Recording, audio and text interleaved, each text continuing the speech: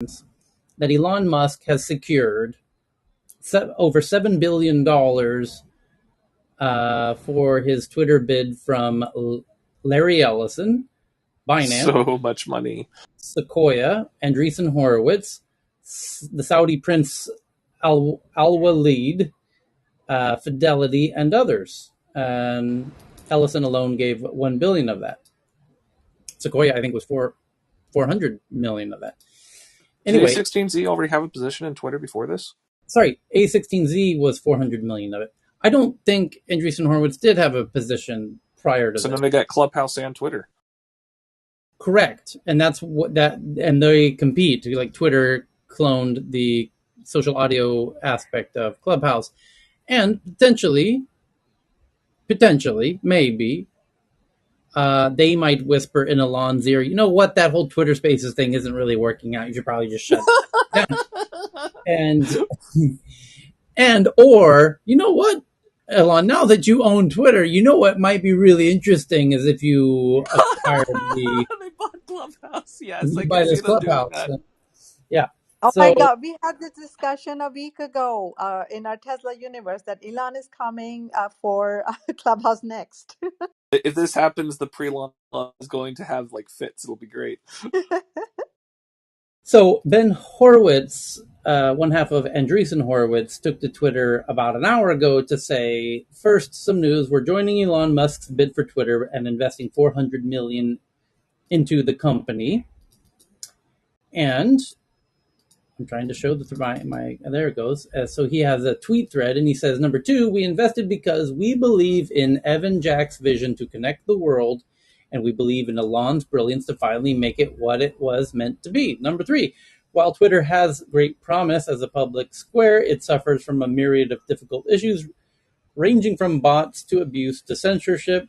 Being a public company solely reliant on advertising business model exacerbates all of these. Number four, Elon is the one person we know, and perhaps the only person in the world, who has the courage, brilliance, and skills to fix all these and build the public square that we all hoped for and deserve. We are excited to be part of this mission. Quite the This endorsement. crash is going to be painful when we have World War III started because of an errant tweet. I mean, that was literally threats we had like over the last few years. Was what happens when someone sends the wrong Twitter message between a diplomat. Now imagine that amplified again. Oh God, it's going to doom us all. Interesting, though, that it is a hedge on the apocalypse, because as the world slips into the ever deeper turmoil, I think Twitter benefits from such things like Ukraine. Interestingly, I don't, nothing sinister about that. It's just that it really highlights its primary use case as people wanting to know what's really going on immediately. In an era when we don't trust regular news, we want to try and seek it out from the actual sources. And I have to say that in the Ukraine example, boy oh boy, did I find a few people on Twitter who were on the front lines, who were really reporting what's really going on. Twitter proved to be invaluable to me in figuring out what to me seems like the type of source that I want to go to know what's going on. And I'm trying to think. It's hard to imagine once you find really valuable sources of information. And I follow very few people on Twitter. I don't know, 400 or something, maybe 3.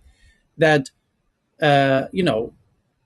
some of the couple of people who I decided to follow during Ukraine, who I felt were providing in ridiculously high quality of information.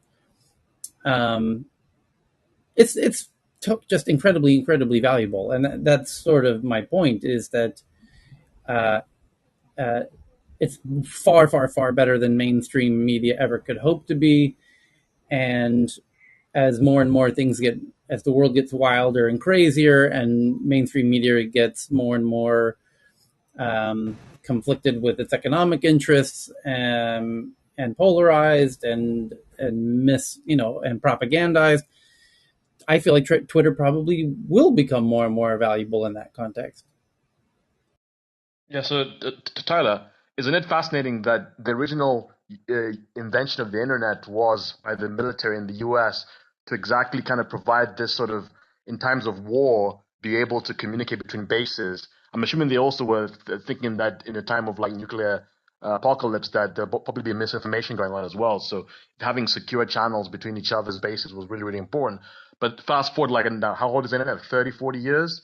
It's actually just the same use case, but to everyone, right? Everyone will be able, whether it's you, Tyler, on the island, or someone, in Africa, can get that information directly from one place. And it's Twitter that's kind of manifesting that original, kind of first use case of the internet that the DoD had back in the, like, I guess, the 80s, right? Yeah. Do you mean internet or Wi-Fi? Wi-Fi hopping. No, internet, as in the internet was, I As guess, in networking and worldwide. internet was Oh, invented by internet. the Okay. Okay, yeah. get you. Got it. Yeah, it was the yeah. I don't know if people are aware, but that was the actual reason that there was a use case to develop secure comms between bases, right? So that if one base got taken out, other nodes could relay the message another way, and that's essentially what internet's become for billions of people now, right? And Twitter's gonna be helping deliver that on the sort of military aspect if the world goes nuts and crazy. That's why it was originally called DARPANET. If you're gonna look at something fun, there was Eglin Air Force Base. Reddit occasionally has their polls that they had for years of like most active users on Reddit, and one year it was either a canary or someone didn't coordinate with our team with the legal team, but they're saying, oh yeah, here's our most active users on Reddit, and it just happened to include Eglin Air Force Base. Congratulations. And incidentally, when you look at which stations are there, it's actually where the propaganda, there's a propaganda warfare unit there. um a lot of what you see where you think that it's user generated information, what memes, etc., and this is on Facebook, Reddit, Twitter, all the major platforms, the the original content may indeed be authentic people that make the stuff, but whether or not the army of bots will promote the information that have been very carefully tuned with whatever algorithmic updates of the week are deployed, being able to actually emphasize individual things that are supportive of a political narrative, that stuff can be very, very much shaped, especially when you just pick a very specific niche that you want to target it on. One of the things that's kind of cool is that when you can watch these bots being calibrated in real time, you can actually see them training at different exercises and such. And then right now with the Ukraine one, you're seeing all this at full force because you have multiple groups that are using this. Twitter themselves, if they make even slight modifications inside the company with a little bit of heads up of where the certain algorithms are going to be favored, it can have a massive ramifications of which groups end up actually being successful.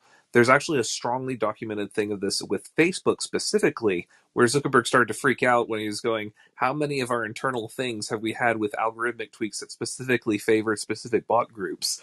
And if you actually follow the threads on that with Zuckerberg's relationship with Moscow with stuff, it's actually a fascinating read.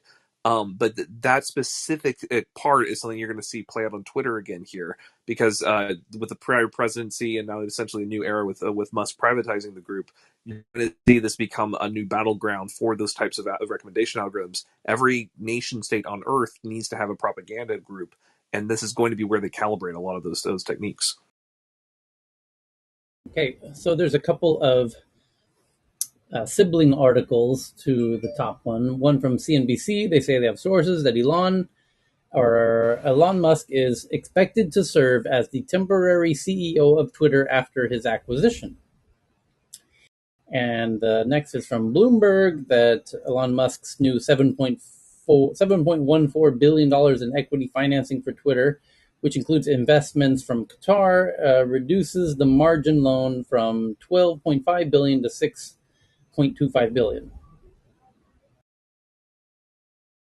Okay, there you go. The second big topic today is that Apple, Google, and Microsoft announced plans to adopt features from the FIDO Alliance, FIDO, which is working on passwordless tech for websites and apps. Now imagine what happens. Imagine a future where the tech bros of the future, the tech giants, are some other company. This is one of those. What happens when all of your authentication is done with a very small number of existing giants. Again, this is one way of locking out competitive moat for new players. when you want to see like OAuth, how that got implemented, and how much the just implementing the technical specifications of that into thwarting new groups.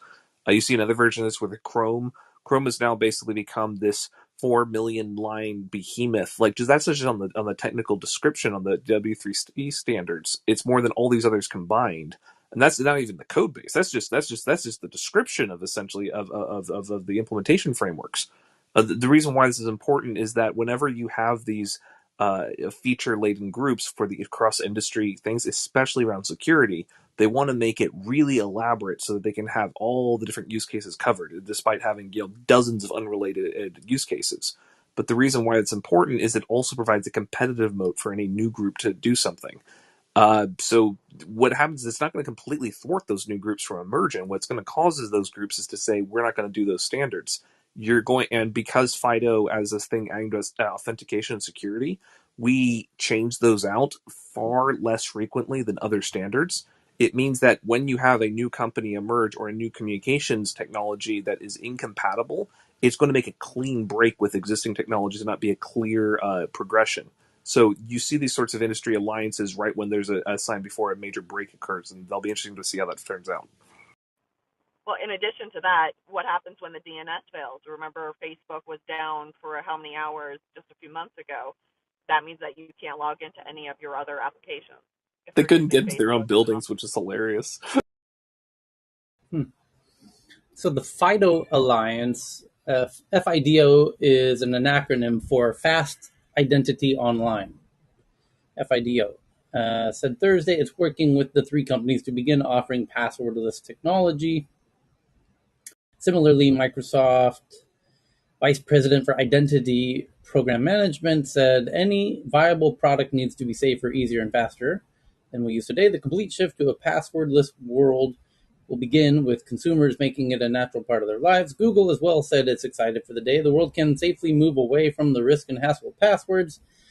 Apple itself did a post saying that Apple, Google, and Microsoft commit to expanded support for FIDO standard to accelerate availability of passwordless sign-ins. Faster, easier, and more secure sign-ins will be available to consumers across leading devices and platforms. So they're going to come up with a standard that they're all going to share, so that we can, and that's going to force One more pretty much 10 everyone second else to do the same. Yeah, go ahead. 10-second point on Google. Surveillance as a service is very much what they offer.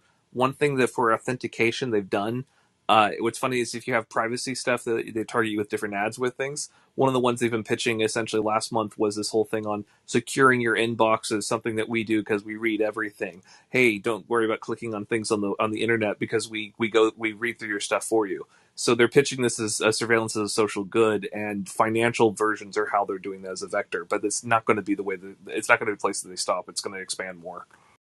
I think it's Can't another even step. speak today. I'm so pissed off about all of the news. Yeah, sorry about that. It's another step closer to biometrics, retinal scan, fingerprinting, face scanning, and all that. But do your Yeah, but the best. FIDO Alliance was started by a company called Yubico that has an investment from Andreessen, also handily infringing some patents that they're going to find are going to be owned by the public soon enough. And their move towards passwordless is contra to they've been previously using the U2F key, the USB key, and Titan, and those keys are built off this standard. And when they move to passwordless, they're going to have a business model, and that is going to cause them some problems. Hmm. Hmm. At the moment, they make money from selling the keys, but as soon as they remove the keys, which they won't, so the key infrastructure will remain. We invented this business as it happens in 2007, and ultimately, when it goes passwordless, in inverted commas, it's going to be using their hardware essentially, and Right. at that point, you have not solved the problem. You have basically trapped everybody. Right. And the FIDO Alliance is supposed to be an industry body. Right. And the purpose of having the U2F key was to enable credibly neutral approaches, but that's not that's going to happen. So basically, the industry standard body, the U2F friendly, like no one's going to own it type of body, is going to be effectively centralized through I was the about to say hardware manufacturers. it's sort of hyper centralization around the hardware And because Exactly. authentication is extra important stuff. There's juicy real estate you can have for all sorts of things. Going, hey, here's a times ad that you walk past when you're in a certain geographic area, or here's this, or here's like a shiny page on the internet everyone visits. But the authentication, those are like crown jewels. If you can get those, everything else becomes like a financial systems are built on the authentication systems. If you have got that secured, all your payment systems, essentially that's just one of the little side businesses. Authentication is one of those crown jewels. It's one of the hardest to get because people have to go through many hoops to do it correctly. You have to authenticate against databases. You've got legal provisions, privacy things. You've got to essentially know where people physically live, where they shop, etc. If you can prove authentication, everything else goes from that. So being able to have a shift in those standards has long-term competitive advantages and disadvantages for the groups that aren't part of those alliances. Which is why I it think has to be the people versus the technocracy. That is our only option. You have to understand that those who are building identity technologies, decentralized technologies, are your only defense from overreach, which we know the governments are going to do. We know they're going to overreach, and we've seen this. Just the bellwether of Andreessen coming into the Twitter deal, and all of the others who are on that list of participants are all deeply intertwined with the state and have on staff, former regulators of these industries for the benefit of their portfolio and to the detriment of humanity. so I think the very sorry. specific relevance of the three names of Apple, Google, and Microsoft is the fact that those are the hardware companies, like the capital THE hardware companies, which will be the it's going to be hardware authentication because Ubico was a physical key. Um, what do we call it? Authentication It's methodology. called a U2F key. Right. So what they're doing is basically uh, building the authentication into the devices. So you're going to authenticate with your hardware. The fact that you have this, you don't need a separate key anymore. Your phone becomes the key essentially, and they're going to work together and collaborate because they're going to share in split up the world wide web of users, and in doing so entrench themselves as the hardware authenticators. Uh, so it's sort of a pact or a treaty of It's a capitulation. yeah, I think Conspiracy. yeah. I think we Trust as it. I mean, I've been in individuals. there. So our patent was registered the 3rd of January 2007, which was for a secure key, for web keys, and you can look up archetype IP, and you'll see a slew of patents in this space. And our viewpoint was that we thought if a fighter alliance was building it and it was pro-social, then it would obviously be a good thing, and that the behemoths would have to um, contend with this group rather than co-opt this group. But you know, the powers that be and the money and the market, aligned these interests. Andreessen is the alignment piece on this. You just be aware. They are exactly the alignment piece here. And the good news is that we retain these patents and we will be mutualizing these patents with the public. I have these patents, I control them all, and I will be put in the public domain. So you will have the right to use those patents and to build the community that will enable you to use a passwordless login using the ID system, plus U2F, in inverted commas, keys that will enable everybody for less than $1 to participate. So although this is bad, it's good because it will enable a public response, and we will be part of that. 2 points: the Clipper chip back in the Clinton administration. This was something they're going to require for all communications devices, and the idea is that it permits security and authentication. I think authentication was actually one of the services going to offer. But the real thing was saying that FBI wanted to have a backdoor so that they could monitor terrorist communications, etc. Electron Frontier Foundation, other organizations fought hard against it. Eventually got defeated, and they didn't actually implement it in a public manner with things. De facto, they got kind of what they wanted anyways from other methods, but it was really haberdashery. What I think is in the future, and this is the second point, devices are not going to be integrated in the future. What we have right now is we have your same device that you're using for porn, for business communications, for financial services, for creative flights of frenzy when you want to compose a song or a dance for someone else, or communications with essentially friends, family, extended. All of these are separate use cases, and we put them all into a single device because that was sold as the panacea. As the cybersecurity risk, as the privacy risk, as the consequences of leaked data become astronomically larger, what you're going to see is these physical devices separate again and become dedicated to those purposes and use cases. Especially because the cost for a lot of devices these days is frankly put artificial. We are doing incremental updates for very minor feature adjustments, which is more like just tweaks because of certain standards bodies.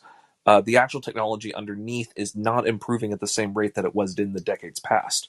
So what you're going to see is when those devices start to be split again and become specialized purpose-driven devices, you're going to see a reemergence of different authentication models that go with that. The tech giants right I now are tend built very much on the idea of integration. I don't think that's going to be a trend moving into the future. My viewpoint is I understand what you're saying. I disagree because I believe that when we have these technologies, actually, not when, we do have these technologies that people will come to adopt that will enable you to have full privacy so that you can have multiple logins on devices. The issue is going to be whether you can use those on Apple, Google, Microsoft machines. So that would be my view. And the other point is the reason why we patented the key in order to be able to be inert, so that it doesn't have to have the tracking, etc. It's like you can think of it as a Swiss bank account type of approach, um, enables you to secure yourself so that you wouldn't have to have multiple devices. But it's a sort of nuanced conversation. So Yeah, surely you have a choice as could I ask Chris a yes. question? This John, if I could just ask a brief question. So, in your construct of device-specific um, access control and privacy controls, how do you think about um, the bifurcation between, for example, social media that requires authentication of who you are, like Elon wants to do with Twitter, versus other spaces where anonymity is key for disadvantaged and discriminated populations and whistleblowers to do their bidding without being identified and punished as a consequence. How do you see the intersection of those hardware models versus those social environments, one of which is fully identified, the other it's not a requirement? I'll do a very brief one because I don't want to dominate the discussion, but very briefly, we have several different use cases here. One is person-to-person communication. This is something you'd use like friends, family, essentially close associates, maybe specific communications to specific entities, and broadcast communications. Going, this is news. The entire culture needs to see this. This is some official thing. This is some mass entertainment property, etc. Now, one of the things that advertisers went for a huge amount of work to do is to integrate these two very different use cases together to confuse them. Because when you have something that's trusted by friends and family that's suddenly having a mass broadcast communication, but it looks like it came from someone in your extended social circle, you automatically extend more trust, attention, and less verification, like, oh, maybe I should look at this more closely. It's a human psychological thing saying in group versus out group. By confusing those two, there's a lot of money that can be made, but you also reduce social ties because you have this emergence of a pseudo-social, parasocial identity where you don't have strong tie links. the difference between strong tie communities and long tie communities. Normally, if you look at history communication systems, I traced this with about a dozen of them. It ends up roughly about a 50-50 mix of short range communications to people in the immediate community and long range to people far, far away. The reason why it's important is the political entities are concentrated for local communities. When you start looking at that as what does the physical hardware do to represent that, or how does that relate to the issues of identity? Well, here's the cool thing. If you're in a local community, you can physically verify the people nearby. And it's less about whether or not you are recognized globally as being a certain person. It's just a matter of that you are trusted in your own community. And so what happens is a reemergence of a social sphere that we've significantly suppressed for consumer capitalism materialism, where the emergence of the individual is very, very good from a marketing perspective of selling product, but it's not very good for establishing cohesive biological social entities. When you have the reemergence of the community, you have the ability to actually do peer authentication in a trusted physical form. And then you only have to authenticate the community's connections and that you have a vouching for that. You're going to see the physical devices and the vouching concept emerge from entities that are locally politically controlled. And that is what's going to be the basis of the next trust foundation. I can say this with a relatively high degree of confidence, not because of the current technological landscape, because this is a natural human communications pattern that's emerged over hundreds of years, and it tends to reassert itself, and the parts that don't typically get lopped off after a generation or two. That's a longer topic, but this is a really, really fun one with things. More breakout rooms in the future. It'll be fun. So a couple of thoughts, Ben, here. One is, Chris, that phenomenon you talk about where somebody's not sure the message is addressed to them, that's already happening. It's certainly happening specifically with my mum on Facebook. She thinks everything on Facebook is addressed to her and replies as such. She thinks the person that's posted to their feed is addressing a message directly to her. So I can imagine that confusion spreading as the technology gets more confusing, or we all get more senile. The other thought is that when you are faced with the sign-up process for a new service, it feels to me a little bit like being at the bottom of a building faced with the choice of an elevator and the stairs. Do you take the elevator, which is sign in with Apple or Google, or do you take the stairs, which is go to your password manager, generate a new unique password, save that into the password manager? All a bit of a ball ache, but clearly the right thing to do, as it would taking the stairs be for your health if you're able to do that. So I think we do have a choice, and I would hope that moving forward we would always have a choice to just not do the more convenient thing that is run by the devil. But yeah, just a thought. Okay. Let's see what the next story is. The Google acquires a company called Raxium, which makes micro LED displays well suited for AR and VR. Raxium says its tech is 5 times more energy efficient than the previous world record. And they claim its display tech is 5 times more efficient than the current world record. Okay.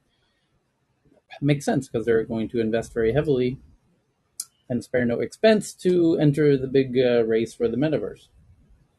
They're not the only one. You've got the likes of Facebook snapping up places like Imagine and stuff like that. The micro LED scene is firing up right now, and it's the next line in the sand, as it were, for screen technology. So used in limited cases in the military, and it's just trying to push up that production and the stability and everything else and the price point to a consumer level. Next. But what it really does is just increase the battery life on products, right? You get better contrast and stuff like that. You get better, you can get better resolution. You get better saturation of colors. You get better black point. So anybody who's used an Oculus, for instance, like you can, when you start looking for the signs, you can see the fact that it's a cheaper bit of technology that's, subsidized, the fact that colors bleed into one another and the blacks aren't really blacks and stuff like that. But yeah, better energy, flatter. You can get smaller headsets because you don't have to rely so much on certain lens designs. Microsoft had an absolutely hilarious version of this when they moved from different technologies from HoloLens 1 to HoloLens 2. Normally when you have like issues like fidelity or the white balance, or maybe you've got like their problem was they couldn't spatially align like the reds and the greens and the blues, and they all kind of on different spatial vectors on the side of your eyeball essentially. So Microsoft had a hilarious solution to this. It's like, well, we sunk $10 billion into this, how can we work this? They ended up working into the marketing, and so what you see is all the HoloLens 2 marketing has like these chromatic aberrations, and they made like the fact that it can't render it properly, and they made that part of, look, it's cool, it's stylistic. And they leaned into it, and it worked. What's funny is the Google one right here, where they're showing like the little micro LED and the little like the light lens right there. You can see some of those chromatic aberrations as a part of the style. So I think they're taking a page from that and going, well, it's got a few issues, but you know what? If we can sell it on people saying that looks cool, maybe we can get away with this, which is really funny. Okay. The next is that China-linked hacking group exfiltrated hundreds of gigabytes of intellectual property in a cyber campaign targeting about 30 companies in North America, Europe, and Asia since 2019. A years-long malicious cyber organization spearheaded by the notorious Chinese state actor APT41 has siphoned off trillions of dollars of intellectual property from multinational companies within the manufacturing, energy, and pharmaceutical sectors. And I know you're shocked. That's like an F-35 or two right there. Trillions of dollars of intellectual property, particularly in the manufacturing, energy, and pharmaceutical sectors. A new report by Boston-based cybersecurity firm called Cyber Reason has unearthed a malicious campaign dubbed Operation Cuckoo Bees. That would be a great indie band, by the way. Exfiltrating hundreds of gigabytes of intellectual property and sensitive data, including blueprints, diagrams, formulas, and manufacturing-related proprietary data from multiple intrusions spanning technology and manufacturing companies in North America, Europe, and Asia. Quote, we're talking about blueprint diagrams of fighter jets, helicopters, and missiles, Cyber Reason CEO Called it. Told CBS News. In pharmaceuticals, we saw them stealing IP of drugs around diabetes, obesity, depression. The campaign has not yet been stopped, meaning they're still doing it. They're still in. And more aggressively. And you said 2019? Cyber criminals were focused on obtaining blueprints for cutting-edge technologies, the majority of which were not yet patented. The intrusion also exfiltrated data from the energy industry, including diagrams of solar panel and edge vacuum system technology. Quote, this is not technology that you have at home. It's what you need for large-scale manufacturing plants.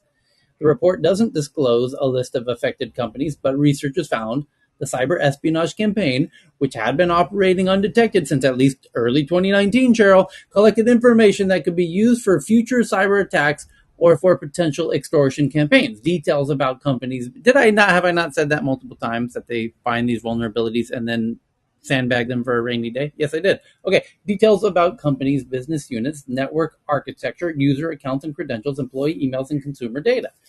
Cyber Reason first caught wind of the operation in April of 2021 after a company flagged a potential intrusion during a business pitch meeting with the cybersecurity firm. Analysts reverse engineered the attack to uncover every step malicious actors took inside the environment, discovering APT41 maintained full access to everything in the network in order for them to pick and choose the right information that they needed to collect.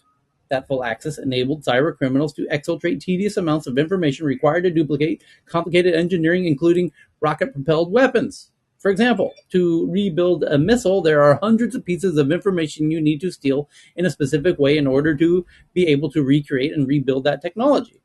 APT41, which also goes by the affiliate names of Barium and Blackfly, remains one of the most prolific and successful Chinese state-sponsored threat groups, with a history of launching CCP-backed espionage activity and financially motivated attacks on U.S. and other international targets routinely aligned with China's 5-year economic development plans.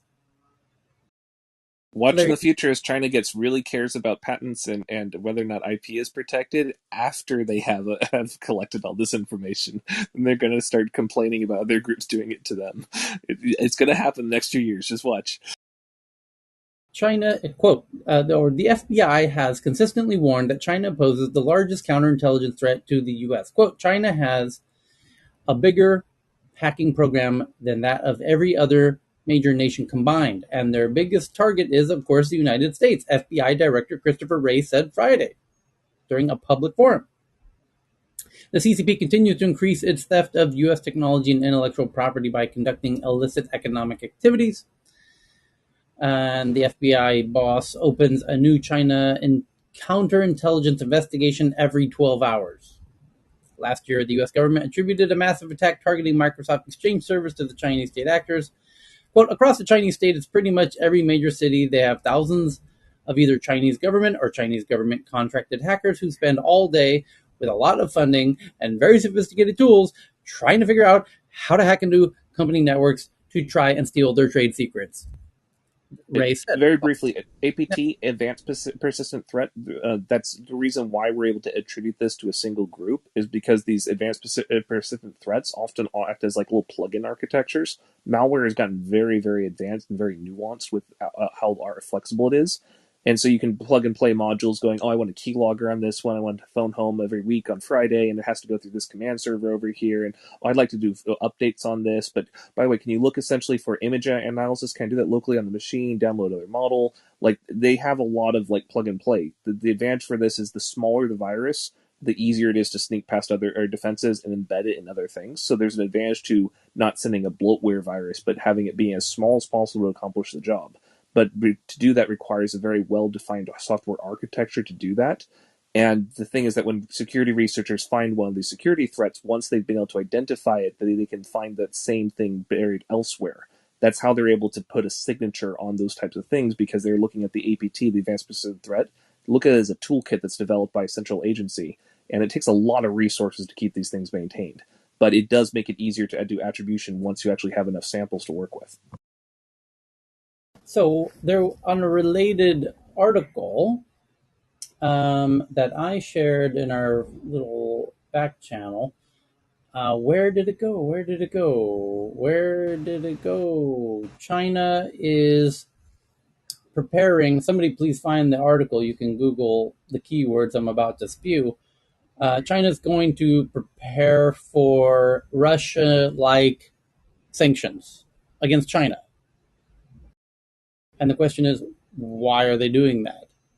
Decoupling. The Alaska threats, essentially, when Biden came into office with things, the meetings went bad. Originally, they were just going to be a simple, okay, let's how to renormalize it, and those discussions went really, really bad. I found it. Here it is. It's from The Guardian. It says, Beijing orders stress tests as fears of Russia-style sanctions mount. Oh, holy shit, Cheryl, that was fast. At the top of the room. It says exercises are to prepare China for the possibility of similar embargoes from the U.S. and its allies against China. Well, why would we put these Russian-like sanctions on China? Oh, gee, I wonder if there was some handsome white tech bro that was coming in here saying that the U.S. and its allies might actually start finding reasons to put Russian-like sanctions on China before we even put these sanctions on Russia. By the way, I'm scratching my head. I can't recall. I don't know. he was. I just remember he was loud and obnoxious and particularly handsome, but and spot on. yes. But so now here's Beijing seems to agree with that handsome tech bro, whoever he was, that they know goddamn well what he did, that the U.S. is going to find a reason to convince its allies to do this, and they're going to go ahead and start preparing for that. So the article says that concerned about sweeping Russian-style sanctions from the West, Beijing has ordered a comprehensive stress test to study the implications of a similar scenario for its economy. The Guardian has learned, according to a person with direct knowledge of the matter. An extensive exercise began around late February and early March when Western allies imposed unprecedented sanctions against Moscow. Several key Chinese government agencies, from banking regulation to international trade, have been asked to come up with the responses if the West imposed the same embargoes onto China. Quote, those involved in these exercises use how Russia was treated as a baseline for China's own policy response, should it be treated in the same fashion by the West. This stress test involves a range of methodology, including modeling. Beijing did not specify why it had asked its vast bureaucracy to carry out such an exercise. Quote, they said that it was a natural reaction from Beijing given its close relationship with Moscow. A second source, who wishes to remain anonymous, said that Chinese diplomats had in the past few weeks also been meeting experts to understand the trajectory of the conflict. From Beijing's perspective, quote, If the US led Western allies could take such measures against Moscow, they could also do the same to China. Therefore, it needs to know how resilient the country really is, said Tong Zhao, a senior fellow at the Carnegie Endowment for the International Peace based in Beijing. Now, why is China really doing this? Can I jump here for just Sure. concern that we have to take in consideration that China is thinking about helping Russia in the conflict? That could be Sure. one of the explanations. I'm not saying the Sure. only one. Sure. And if I say something?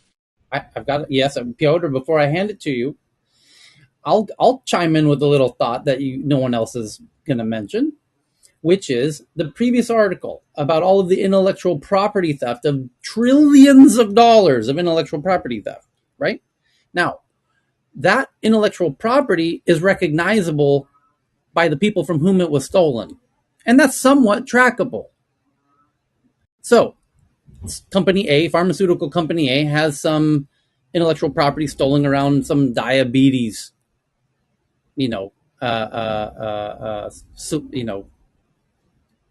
um, what's the word I'm looking for? Some diabetes medications, right? Pharmaceutical.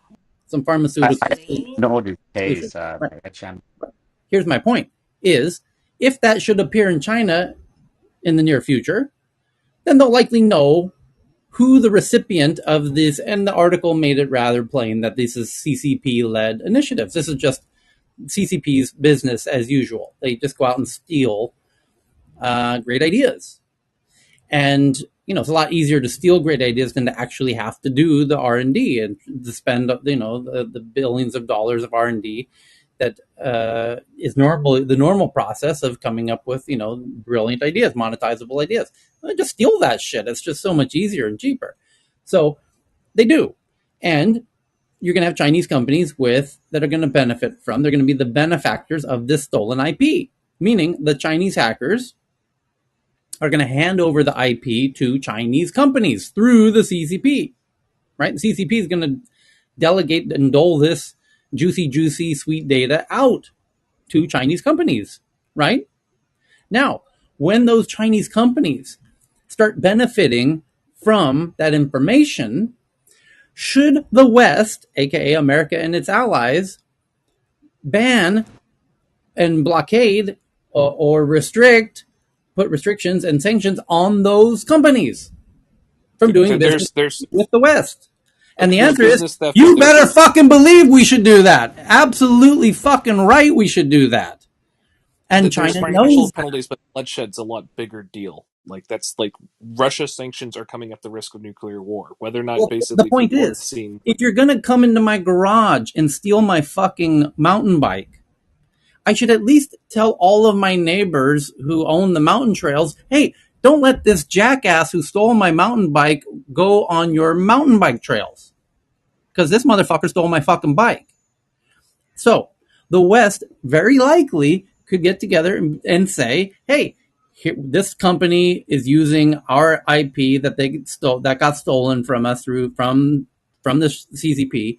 So we as the West are gonna block that company, that Chinese company.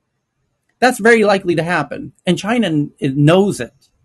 So China has very good reason to start suspecting that a whole lot of shit is going to start getting very heavily sanctioned, because it turns out that a whole lot of China's quote unquote genius ideas and innovation were in fact wholesale stolen from the West. Go ahead, Chris. I think I Piotr. give my time to Piotr. Yep, Oh, Piotr. sorry, it was Piotr. You're right. Sorry, Piotr. Go ahead. So, yeah, no, not much to add, really. I think you took some good energy there. I like the points. I just wanted to say it from the fact that, look, the Chinese are well aware that if they get too overtly if they shift too much from their benevolent neutrality, which is this essentially the grand strategy that they've been holding for the past since the war started, really, then it will result in probably, well, a heavy-handed amount of response from the West. These secondary sanctions, as I'm sure most of you are aware, if a country indirectly supports the main arbitrator of a war or a bad action, then other countries will be willing to sanction said associates of that main adversary. So if China does decide to, for whatever reason, actively support Russia, which again, we have to take a step back and think, why would they?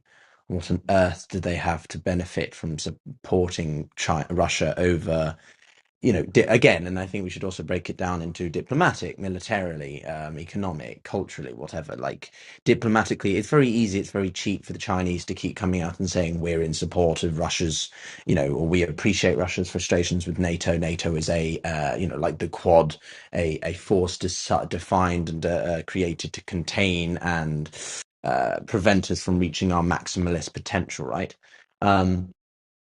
But that's as far as it can go, because are the Chinese really doing anything of tangible progress or effort? Not really. I can't see anything from the economic side that they've done to really help the Russians. Definitely not. And if May 9th comes around with Victory Day, and as some analysts think, Putin may use that as an excuse to declare all-out war on Ukraine instead of this military operation, then, well, the Chinese are certainly not going to be getting into bed with that. And then there's the whole matter of Taiwan. So, as I said before, probably weeks ago, I remain very skeptical and encourage others to be skeptical of the likelihood of like China upping its support in a much more materialistic sense. I think it won't go further than words, and maybe some kind of very minor, I don't know, economic engagement. But what I mean by that is just simply sort of taking on the oil that Russia needs to supply to someone, but they're not actually going to send them, troops and all sorts of stuff like that. Certainly not. But the last thing on all this, we had a discussion with Zhou Jianglu of the Council on Foreign Relations. She's the International Political Economy fellow for the organization, and she was talking. It's the second episode's up of the podcast if you want to listen to it. But she went into all the in-depth discussion you guys are having about Chinese-Russian relations. We talked crypto, we talked sanctions and sanctions relief. So just a small little shout out for that if you want to check it out. But thanks. Yeah. By the way, you bring up an interesting point, which is to escalate things even a bit further, the EU is now targeting Russia's global oil trade with shipping sanctions, meaning, if I understand correctly, That's a much bigger deal it is. It's a fucking crazy cool. because that could have been swept under the table and they pretend like they're doing something. If they're actually going they're going for the jugular as far as Russian Yeah. economy is concerned. That's going in for the kill. The plan would ban providing services, insurance for the transport of Russian oil. Oh boy. That means now you're really limiting the whole ecosystem from participating in Russia even moving the oil to even other countries like India who want to buy Russian oil. They still have to figure out a way how to get it there, and a lot of the times that's being done by Western actors who are now going to not be allowed to touch that dirty. Tankers have a weird ownership structure. Anything where you're looking at international shipping, it's like it'll be staffed by British captains. I'm sorry, it'll have like British captains. It'll have Filipino crew. It'll be flagged in Panama. It'll be like repaired in somewhere in Scandinavia. It's got these, and they'll be built in South Korea. It's got like these really weird, weird things are located. However, as long as you have one group in the net saying, "Oh, we'll do this part, you do that part," that's one thing. But when you can say vast sanctions and say anything built on this isn't going to be maintained, you're not going to basically allow it to dock at your ports. That's a much bigger flex because you can't. To make that work, if anyone breaks ranks, they have a lot of money that can be made. So it's that's going to be a much harder diplomatic thing to pull off. But if they do, it's a lot more impressive on how much damage it'll cause the Russian economy. Yes, the European Union is seeking to go beyond an import ban on Russian crude, targeting insurers, because if you have an oil tanker that has billions of dollars of oil, you have to insure that shit. And so they're going to ban banks or insurers from insuring that stuff, they won't risk moving it if it's not insured. Targeting insurers in a move that would dramatically impair Moscow's ability to ship its oil anywhere in the world. The bloc the EU is proposing to ban European vessels and companies from providing services, including insurance, linked to the transportation of Russian oil and products globally as part of its new sanctions package, according to officials and a draft document seen by Bloomberg. While member states are still wrangling over the terms, it's a potentially powerful tool because 95% of the world's tanker liability cover is arranged through a London-based insurance organization called the International Group of P&I Clubs that has to heed European law. Without such cover, Russia and its customers would have to find alternatives for risks, including oil spills and mishaps at sea that can quickly run into multi-billion-dollar claims. Quote, I think we will see insurers being very cautious, says a partner who advises traders, ship owners, insurers, and brokers on sanctions at law firm HFW. Quote, to the extent that the EU has a lever because it has a dominant position in insurance, then I would expect it to use that to make sure the sanctions are as multilateral as possible.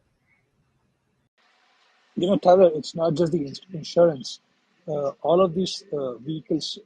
There's a Danish company called Bunker Holding. It's like it's the biggest player out there, uh, which basically refuel these ships based on credits. So all Right. these vessels which floats around, they never pay on time. They all run on credits, right? So there's sort of a unspoken rule in this vehicle vessel lending community. So there's a one software which gets used across the globe. So if you just decrease the credit rating of anything related to Russia, so they'll get banned everywhere. So any port, they try to get refuel, let's say in Panama or some remote Pacific island, that software will throw that credit rating is really bad. So they need not do like they just need to make a change in one place and then it's get propagated everywhere. Where is that refueling company based? It's a Danish company. It's Danish. not Okay. What's it Bunker called? Holding. Bunker Holding. Spell it. Bunker Holding. That's It's a big holding company. something very briefly about bunker fuel specifically and for oil tankers. So oil tankers have a significant amount of off-book transactions that's kind of under the table. As an example, imagine you are a major African oil exporting country, which I will not name because there's some non-public information. But essentially, imagine that you have a oil tanker come every, about once every week or so, and come fuels up with oil, and then it goes and leaves, and that's great. And so every week it comes. Well, and that's great. And then you look at it and you say, oh yeah, all three of the oil tankers coming from this month, essentially, they went off to their destination. That's great. And it's like, well, what about the fourth one? What do you mean a fourth one? It's like, well, we only have three on the books. What happens to the fourth one? And you dig into it and you find out that's, there's the prime minister for the country and all their family associates happen to have an ownership stake in this mysterious ship that keeps showing up and then gets sold to some other things off books. A lot of countries have similar arrangements. The reason why is nuanced. It's an easy way of doing bribes, etc. But something specific with oil tankers specifically is they burn bunker fuel. Now, for oil refining, you can take any crude from anywhere in the world and you can burn it for energy. However, certain engines require certain grades of fuel in order to run efficiently. The fuel in your car engine requires essentially a certain length of fuel, hydrocarbon fuel that's going to run very, very clean. If it's too far out of specification, then the engine either doesn't work or works very inefficiently. Bunker fuel, literally at room temperature, is this thick molasses that's almost impossible to work with. It also has a lot of sulfur pollutants, etc. Only the largest engines in the world can actually burn that stuff. It's very, very highly polluting to the point where essentially it's illegal in many areas to burn it near the coastline, and they have to have a secondary engine just for the essentially going near the port so it doesn't pollute all the population centers nearby. But the reason why it's significant is that if you're an oil refinery, that's a significant amount of your output. Is like, it's a good, depending on what mixtures you're putting in, it might be a good fourth, maybe an eighth. I mean, that's a lot of fuel worth a lot of money. The problem is that you can't legally sell it to a lot of groups nearby to burn. So there is an off books thing that happens for many refineries where they'll say, hey, how about we don't basically tell you that we're selling you this fuel, but you can give us some money and we'll figure it out on the backside. And meanwhile, the oil tankers are going, well, we're not going to tell you that we're actually moving this fuel from this place to there. There is a lot of that style things going down. And whenever you see international reporting on this, you can kind of tell who's being affected by it by the stuff that doesn't get mentioned. And so what I'm saying is that whenever you look at anything about oil tankers and the supply chain for them specifically, do keep in mind that a lot of official statistics are not entirely accurate and don't take this dynamic into account. So yeah, just throwing it out there. Okay. So the next one is from Casey Newton, who's a tech blogger. He wrote a piece about yesterday's Senate hearing, which featured CrowdTangle's Brandon Silverman and other researchers who explained to the senators why the United States needs laws requiring big tech companies to share data. Because they don't like sharing data that embarrasses them, yet that is incredibly valuable, and there should be regulations that kind of force their hand to do so. And it's an interesting read, but I'm not going to read it because it's a bit nuanced. So the next is from CNBC that Meta, formerly known as Facebook, plans to slow hiring amid record low revenue growth, according to sources. Meta paused entry-level hiring and plans to stop or slow hiring for mid-level and senior roles. Facebook parent company sees challenges ahead because of Apple's privacy changes, the war in Ukraine, and broad macroeconomic shifts. Makes sense. Next is from The Verge. They say they have sources that Sonos plans to launch a voice assistant for playing music in the US on June 1st that supports Apple Music, Amazon Music, Pandora, Deezer, and Sonos Radio. Interestingly, not Spotify. Sonos will roll out its most important service yet on June 1st. Sonos is preparing to introduce its own voice assistant service. That's cool. I guess they kind of need to do that for feature parity, because they have the hardware syncing shit down, and deserve a lot of credit for being the popular, the pioneer in that whole space. And now that Google and Apple and them have caught up, but Google and Apple and Amazon have the voice assistant thing, which is an additional brilliant benefit to those systems, which Sonos needs. So I think they need to do that to catch up. So the next article is from Engadget that AMD launches several C-series CPUs for Chromebooks. Who cares? Next, a survey of 1,800 households in El Salvador shows that 61% have abandoned the Chivo Bitcoin wallet after withdrawing the free $30 sign-up bonus. That's for user retention right there. I think it's higher than that, but yeah.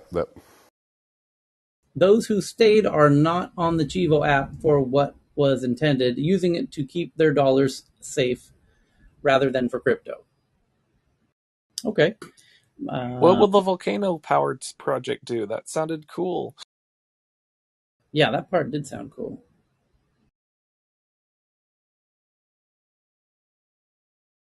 Anyway, so El Salvadorians are slow to take up their President Bukele's vision for Bitcoin. Okay. The next is, well, interestingly, though, that El Salvadorians have $30 worth of Bitcoin each, which should, assuming they don't convert it to whatever their other currency is, El Salvadorian pesos, I would imagine. But if they keep it in Bitcoin in this wallet, then it's dollars. They only use dollars or Bitcoin. US dollars in El Salvador? Yes. That's correct. Oh, interesting. Okay.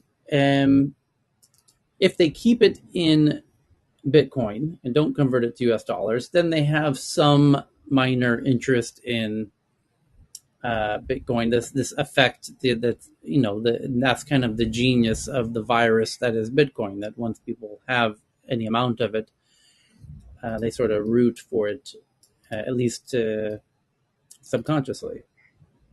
Tyler, the way you cure stupid is the next time Bitcoin hits an all-time high, all those people that got rid of the Bitcoin, they will have learned a lesson, but then they'll have learned the lesson.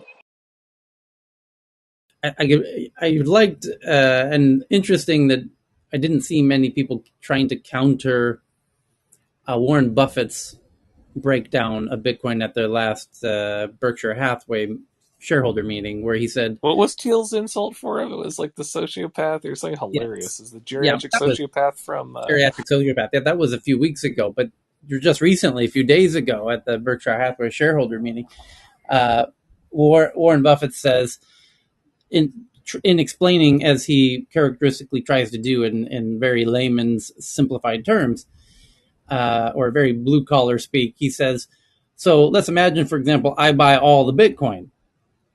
And then what? What happens then? Who can I give it to or share it to in any way that where they would perceive it as of any value at all?" And it's an interesting thought experiment, that if Warren, for example, or Elon, or somebody Is who, that a threat? you're right. But he can't do that. The Yeah. reason why that's a false narrative is because he can never do that. It's impossible for him to do that now. He would have had to do that in 2009. So you're thinking like someone's playing by the same rules. When you're that wealthy, you can do some exotic tactics, like let's say buy up a number of service contracts on data centers that happen to have No, certain Chris, not concentrations for Chris, certain mate, not key not not value on Bitcoin, exchanges, for like the coin exchanges, or like say authentication platforms for the not financial on Bitcoin, services that buddy. actually end up doing the translation between Bitcoin and the actual stuff that people use for their wallet exchanges. And when you realize the total market cap of those companies, and then actually look at the companies that they service, and because they rely on other third party providers for those key services, even though their valuations are built as if it's entirely in house, when you look at those sorts of structures, and when you're a billionaire, you can have people that they spend all day, this is all they do is just come up with crazy shit like this and go, hey, I've got a crazy thing we could do. That's the sort of stuff when Warren Buffett is saying, could I buy all the Bitcoin? You don't need to get it at the very front. You could get the backside. And there are enough architectural weaknesses in the entire thing that a significantly motivated actor could do so. The whole thing of They the weren't Chris, trustless that inferring that Chris, computing they is were that's going to built actually on the do that. foundation that someone's not going to smash the window and make that stuff happen. But as it becomes more and more foundational to what everything else gets built on, the incentives get larger and larger and larger. You don't have to basically say, I have this as long term value. Just breaking it has value. You Hey, see how Ethereum was downed by just having the like some people with like a yacht art gallery with bored apes essentially go, oh, we overwhelmed the Ethereum blockchain. So the thing about that is Chris, I do Bitcoin fear itself you has don't. other flaws that could be taken advantage of by a sufficiently motivated actor. That's the stuff that Warren Buffett is. Yeah, he Bored I apes wasn't do, is I do far intending to fear more you than say an may that do. he art would do gallery. that. He was trying to make a point that Bitcoin is not an investment, that it generates no value. It doesn't produce any product. It doesn't produce any services. It's just that was his point. Not yeah, that he would yeah, actually do that. It's not Buffett; it's the people whispering in his ear that I'm highlighting. yeah, but Sorry, I John. think the important I think the important point is that Warren Buffett has been widely misquoted and misrepresented in what he actually said. It's he publishes the transcript. I would read it, but it's not at all what has been circulating in the secondary media. Okay. Also, to be fair to Warren Buffett, like he's not the sort of person that you would really kind of look for visionary future thinking. I mean, he's always coming in late to most things. I mean, obviously he could have bought Apple much earlier, but he didn't, right? So he doesn't lose much by being late to the party. Is what I'm trying to say. He's not a VC or futurist thinker that he needs to kind of but of course he gets asked a lot because he controls so much money and is a thought leader. He always gets asked, but the answer he gives about Bitcoin and crypto, most people shouldn't take seriously, really good compared to the rest of those who are kind of believers in it. Well, Well, if you one followed of the him, main you'd be things very he's wealthy. So I don't. How can you say that? It'd be funnier if Sorry, Buffett bought Twitter. We'd have the different headlines. My understanding is Warren Buffett missed the beginning of the internet as well. So yeah, you can't. He doesn't know everything. He's not. I agree with that. He's not the futurist thinker. He's extremely smart. And he thought that yeah investing in railroads was a He's an good idea yeah investor. too. he has said many times, I don't invest in things I don't understand, and I don't understand technology. But he's not. He does think he understands Bitcoin. He's not saying I don't understand He it. does not understand Bitcoin. I know, but he's He's not not Very saying. clear. investing yet. That's the key point. In fact, Yeah, he's And okay. neither does Chris. Chris, with respect, neither do you from your comments about the parallels you're drawing with Ethereum. That this is why I don't go further than Bitcoin. We'll talk about it in a side channel. There's We'll do side channel. But my point fundamental. is that Buffett isn't saying I don't understand Bitcoin and hence I have no interest in it. He's saying it doesn't have. The points he's making indicate that he thinks he does understand it, and he would be the first to say that if he felt he didn't, he would say that, and maybe he doesn't. But that's not what he's saying. His point is, as somebody, and my apologies for not, I think it was Philip pointed out, that he compared it to rental properties or factories or other things that he normally focuses on, which generate value. That as a asset, for lack of a better word, that it doesn't inherently generate value in the same ways that companies and or uh, apartments or real estate does. Yep. So That is that, not its purpose, though. Yeah, but that the point is, if you don't understand something, then you shouldn't be commenting on it, right? You should be asking questions. yeah, But but he can be forgiven. He's he would like be he would 250 be the years first to old, say so that's what he says about tech generally is I don't understand it, so I remove myself from investing, and he generally doesn't comment too much on things he doesn't understand.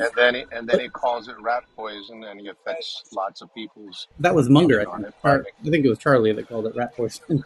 I Oh, don't know The if he thing Charlie. is, says if that, they but don't, don't forget that a lot of people are going to him and asking him questions. So in a lot of cases, these are prompted. And I think part of the discussion where he said that Bitcoin is not an investment, it's not a traditional investment, was part of it came up as a part of a discussion about the Fidelity making it available in people's retirement accounts, which he commented, and also months his upcoming person to take over. Munst, I forget what his name is, also commented the same thing and just said, "This is bad. It's not an asset. What I mean, why are you putting it in retirement accounts? You know." So that's where a lot of these comments that he makes are prompted by questions that the media makes or shareholders. We should do a Yeah, spin but you out right know, on the South Seas bubble, just for a little bit of things from history of some prior things when these things get out well, of hand. you know who went broke in the South Sea bubble? Sir Isaac Newton. So just because you're a genius doesn't mean you have financial wherewithal. But in Warren Buffett's Nice. case, his track record, his first half of his career, blows out his second half of his career. Okay, next up is that Cameo, the startup that allowed just to be nice, kind of former famous people to celebrities of some type to make birthday greeting videos for you and your friends, is now laying off 87 staff, and they're described as right sizing. The next is that IC3 says there were 241,000 or more reports of business email compromise scams globally from June 2016 to July 2019. So, in about 3 years, there were 241,000 reports of business email compromise scams, totaling. You know, like those David Attenborough movies where they show like the elephant and it's like the helicopter. It's like, and then the elephant wanders away from the herd. You probably won't survive, but let's watch in horror. Imagine being the email provider when they're saying, and then these email scams get sent out for obvious phishing attempts. It's like, can you just see the horror just unfolding at a distance from their analysis screens of all the people getting scammed simultaneously? So the question is, what was the total numerical amount in actual losses? How much money was scammed through these email scams from 2016 to 2019? This is the perfect opportunity to play our favorite show, Tech News Jeopardy. So watch out for Messi.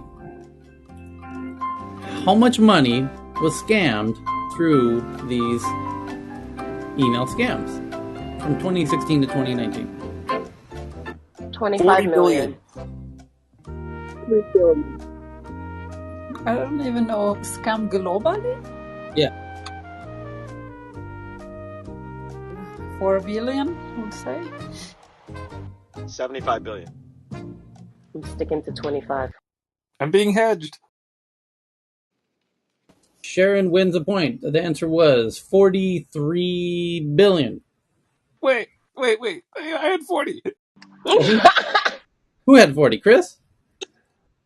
Wow, you've been It's nasty. like inverse price of rice, Price is Right rules. I didn't hear your 40. Then you get the point. Chris, $1. you win. Okay, Bloomberg says they have sources that in a meeting Twitter's VP of Product appealed to a sense of community to persuade skeptical staff to stay under Elon Musk. One slide asked, why bother? Meaning, why bother staying? This is kind of juicy. The company addresses pending Elon Musk acquisition in meeting. Musk planned big changes at Twitter, including job cuts. Why show up? So the slide from the VP of Product trying to convince his team members to not resign said, Don't go. why show up and build stuff for an app that's about to be in the hands of a new owner, Elon Musk, who has said he plans to make serious changes? Why keep earning stock options at a company that's about to go private? The presenter, Product Vice President Jay Sullivan, tried to appeal to workers' sense of community, according to two people familiar with the matter. Sullivan told employees that they have a responsibility to each other and to the product used by hundreds of millions of people, which hosts the world's most urgent and important public conversations. They're all in this together, he added, according to the people who asked not to be named, sharing internal discussions. Twitter, which employs more than 7,500 people, warned about a possible staff exodus in a regulatory filing this week. Musk told bankers that he was considering cutting costs, including layoffs, as part of his plan to grow Twitter. The company is unlikely to maintain the same management after Musk takes over, which won't happen for several months if the deal closes. In the meantime, Twitter says it won't make major hires or major changes to its product, decreasing incentives to stay for the people who already work there. Musk has also made clear he has a different philosophy on Twitter's content moderation, which is already affecting employees who work on advertising policy. So he is planning to be a CEO? Really? Isn't that like his third company, like to be a CEO of? What he's going to do is he has to make the banker people, because he's doing part of this on loans, because while he's very rich on paper, a lot of the cash on hand is something that he had to borrow for. And the reason why it's significant is when you borrow money from people, you tell them, here's you give me money now, here's how I'm going to get you your money back. And part of that plan is I'm going to reduce staff costs by this amount of overhead. So that's part of what Musk's obligations to the people that loaned him money are towards. So when he goes in and says, I'm going to do a thing, it's going to make a big show, impress the other people, and then says, okay, look, banker guys, I technically did what I said I was going to do, so we good now? All right, cool, I'm going to go back to SpaceX or do some other things. And he'll tweet on the side while he leaves at one of his many, many right-hand men that goes and runs something. Or maybe a right-hand one, like No, but Shotwell over at SpaceX. but is he officially gonna be CEO to do those things, or is he just gonna just order them to do those things? That's what I'm just Yeah, he's going to wondering. take over. Bloomberg reported that he said he's going to be temporary CEO until he finds a new one. Right. Oh, Yeah, that should that's be what I entertaining. was wondering because Yep. I mean, one of the things I remember Steve Jobs said was that, he became a CEO of his own company, the animation one, I forgot the name of it, but Pixar! XR, exactly. XR, thank you. And then when he went back to Apple and then he became CEO, and after a while he said, well, look, I cannot be effective CEO if I'm dividing my time in two. And sadly, I have to let the other one go. So, I mean, even investors, they get worried if you are a CEO of like two huge, huge companies. So I'm just wondering about that. Fun little anecdote with things. I lived in San Francisco for a little bit. I actually met two of the people that got offered the job for CTO of Pixar, and both of them, when they found out that Steve Jobs was going to be like the CEO, and it's like, I don't want to work with that, and they turned down the role just because it was that that abrasive a personality aspect. So I can imagine the senior VPs. They're the same ones that are saying, yes, staff, stick around. This is really important. That you owe it to the world. You owe it to the community. Maybe not to your stock, but you at least owe it to the larger thing. Watch how many of them stick around themselves for the next 6-8 months when Musk comes in and he needs to make a big public showing of this because he needs to impress all the banker people that loaned him a lot of money for this. It's going to be entertaining to watch the outfall of this. Grab some popcorn. Just like Pixar, won't matter. Musk has got a lot of smart people behind him that want to join him, so it's not a big deal. They'll be replaced. It's not, maybe, well, not for them, but for everyone else, it will generate drama. That's the thing, and drama is what drives a lot of this stuff. So, and then what will happen is the political groups that will capitalize on that drama, and then all of the things from it. Whether or not it's actually matters to the larger world is almost inconsequential. The fact is, it's loud, it's public, it's in your face. We will be hearing lots about this stuff. And you know Yeah. those CIOs that passed on working with Steve Jobs? It was truly their loss, not his. I think Elon Musk will probably would like to call himself the head of free speech. What's interesting in that is, in the list of investors, Jack Dorsey, they're trying to convince Jack Dorsey to give up, to hang on so he'd be part owner. It'd be a mistake to put him back to CEO. I mean, he already failed as CEO before, so it'll be interesting if they keep him on. I thought he was going to sell his shares that are, I think, at $1 billion is what it was worth now. That's a very successful failing there. He Okay, failed because the board was Exactly. If out of only his I could fail as control. hard. so there's the next one, two, three articles I'm going to skip over because there's an interesting one that Twitter's open source Blue Sky unit releases early code for a decentralized social network protocol dubbed Authenticated Data Experiment for developers to test.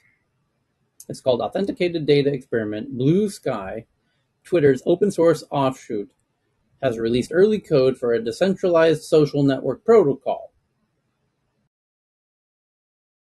Building a social web. Blue Sky, Twitter's open source offshoot, has released early code for a decentralized social network protocol. The system, as I said, is dubbed the Authenticated Data Experiment, or ADX, and is available on GitHub for developers to test. Although Blue Sky emphasizes that it's incomplete, it's one of the most substantive windows into Blue Sky's workings since the project was conceived in 2019 and formally incorporated in early 2022. Blue Sky CEO Jay Graber writes that ADX will be the start of a semi-public development process.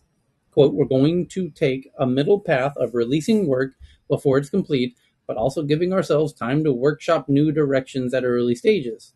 The GitHub repository includes an overview of ADX's goals and design, as well as some experimental code. Quote, feel free to play around, but don't try to build your next big social app on this yet. Things are missing and things are going to change. The code is available under the open source MIT license. There you go. So, does this lead one to consider that Twitter itself might, because it's private, become fully, truly decentralized under Mr. Musk? Is this some crazy plan between Jack and Elon?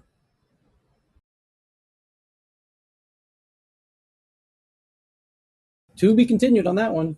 So going back to the previous article. Tyler, they they have parallel initiatives going on, not just this one. Mark Cuban, then he already proposed, and I think Elon Musk agrees to it, that they should have gas fees for posting on Twitter. Let's say everyone put some gas fees like they have on Ethereum, and if they turn out to be a spam, if you're a spammer, people, so basically everyone put up some gas fees for posting in advance, and report spammers. So if the news comes out to be false and if it's not a spam, you lose your gas fees, just like in Ethereum, you burn your gas fees. And if I love the idea of paying a penny to tweet something, though. yeah, so they are going to do that, and Yeah, because that would stop a whole lot of stupid fucking tweets and Yes. comments. Yes. And by the way, a penny to comment as well on a tweet. And Yes. by the way, let's do a penny to retweet a tweet. yep, retweet. They would have a two cents. Let's. That's because that's where. I'm all for it. Let's cut out a lot of. You're asking for too much, Tyler. You're asking for people to think Maybe Elon before they Musk will tweet. hire Oh, Tyler for Well, CEO. what if it went the other way? If it's just for any retweet is like a financial penalty. So Lady Gaga does a retweet, it gets retweeted millions of times, or Bieber or one of the other folks, and it costs them $1 million to send the tweet out with things. That'd be great. So the Tyler, white send I in your mean, resume. these were all things that were already thought of under Dorsey before. There's a good article by a Wired called Reality Check that basically says Twitter's already tried everything. Basically, the gist of it is that Twitter has already tried everything that people are attributing to Elon. So all he's doing is reopening what they've tried already a couple times and possibly have had in the works. This was proposed by some other guy, not Elon. He just agreed to it.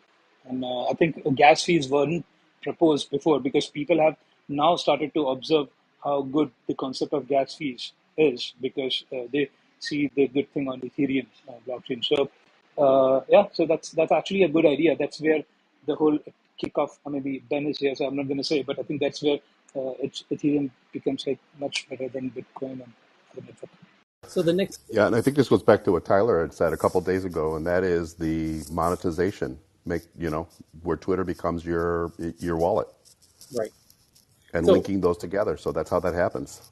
yeah, the White House instructs federal agencies to increase preparations in the next 6 months for quantum computers capable of breaking public key cryptography.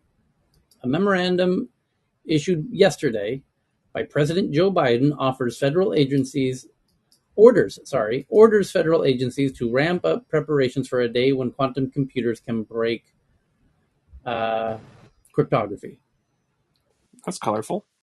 Yes, here come we just read the article about how the Chinese are the Ray, the boss of the FBI, said very plainly that China is bigger than all other countries combined in terms of how they go after America as their main target, and It's so like brute force human method, though, as opposed to, hey, we've had a breakthrough in how to do mass fabrication for right. semiconductors that you can Well, embed quantum stuff on. But there is a pathway potentially doing that. reading between the lines here, it's very clear that they feel that somebody is close to getting quantum computers to a degree that can do this, and that would be China. So, um, Has Shor's algorithm been broken yet? I haven't heard the latest on that one with things. He keeps saying that quantum stuff is going to be for that very specific algorithm, but it's whether it's quantum safe or not is there's so oh many well, implementation details across the entire thing.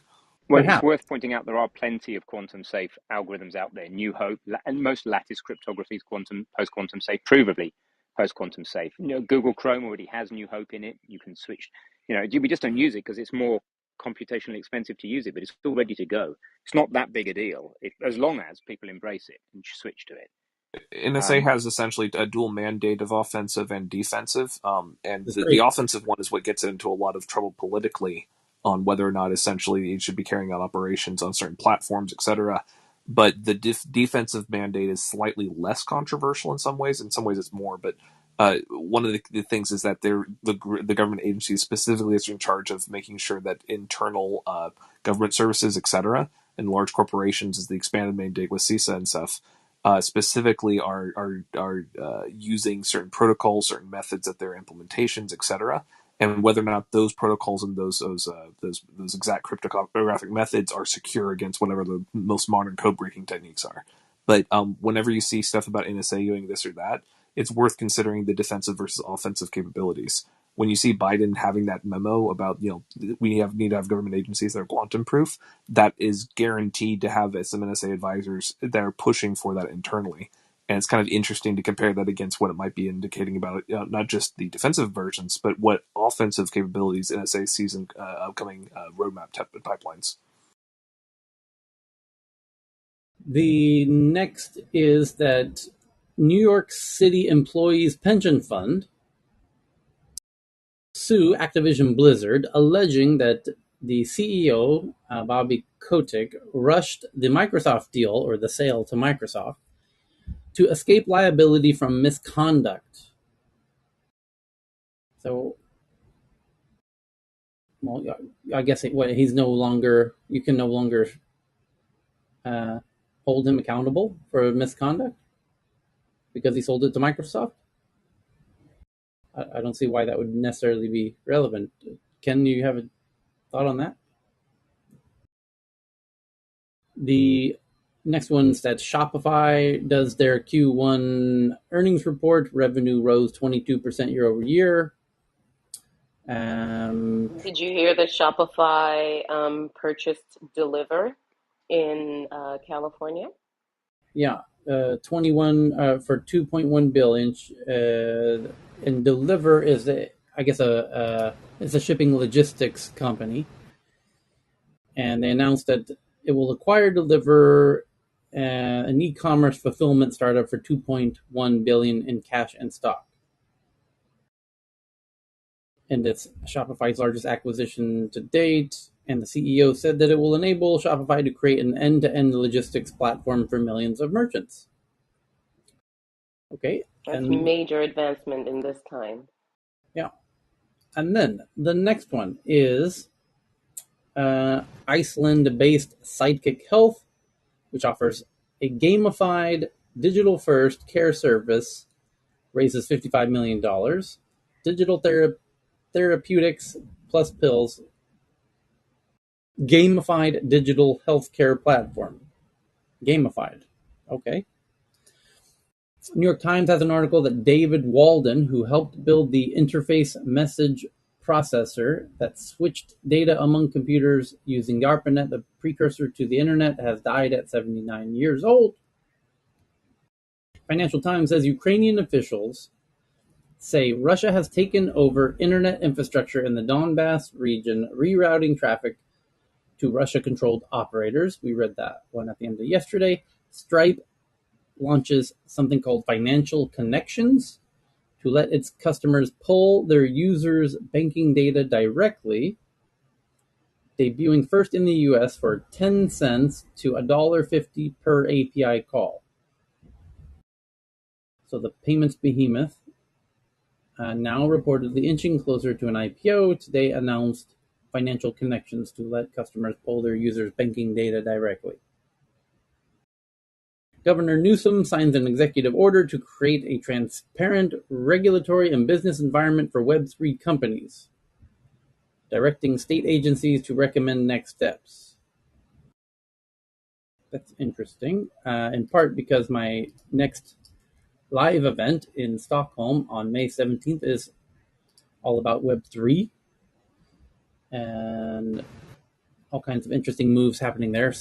We read one that Spotify launched in Roblox, and every day there's a new Web3 headline of some sort. That's today's. The California Governor Gavin Newsom signed an executive order to create a transparent regulatory and business environment for Web3 companies, because he doesn't want them all fleeing to Texas and Florida or New York, where they're being courted rather heavily. The others is a whole bunch of fundraising announcements as usual. Twilio revenue up 48% year over year. GitHub plans to require two-factor authentication for developers. Tony Fadell, who's considered one of the fathers of the iPod, has a new book out. And so he's going to be doing a whole bunch of interviews, no doubt. Maybe even I might be able to land an interview with him, actually. So he did a Q&A session about his new book. TikTok plans to launch something called Pulse, its first ad product with revenue sharing. Oh, that's interesting. Offering U.S. creators and publishers with more than 100,000 followers a 50-50 split. So now they're really going head-to-head with YouTube on creators, which has a similar split. For YouTube creators get a cut of the ad revenue for their videos, about roughly 50%. And France becomes the first major European nation to grant regulatory approval for Binance. That's interesting. Robinhood launches stock lending, which gives retail investors the option to let Robinhood lend out any fully paid stocks in their portfolio for extra income. So now you can do a short selling in Robinhood, which is one of the notable missing functionalities of Robinhood historically. And those are your big boring headlines for today. So we get to Tyler, go into could the you tweets. touch on that SEC at JD.com, Pinduoduo, Bilibili? Oh, I That missed that one. is the list of you did. Got it. Okay. I see it. The SEC adds JD, Pinduoduo, Bilibili, and NetEase, which are massive Chinese tech giants, to a list of Chinese companies facing delisting from the U.S. exchanges due to non-compliance with auditing rules. So bye bye big Chinese tech companies from U.S. Uh, markets like the New York Stock Exchange and the Nasdaq, delisted for non-compliance with auditing rules. Okay, thank you, Cheryl. Yeah, that's a good one as well. And now we get to go to the tweets. Does anyone have a tweet that they think we should make sure to touch on today?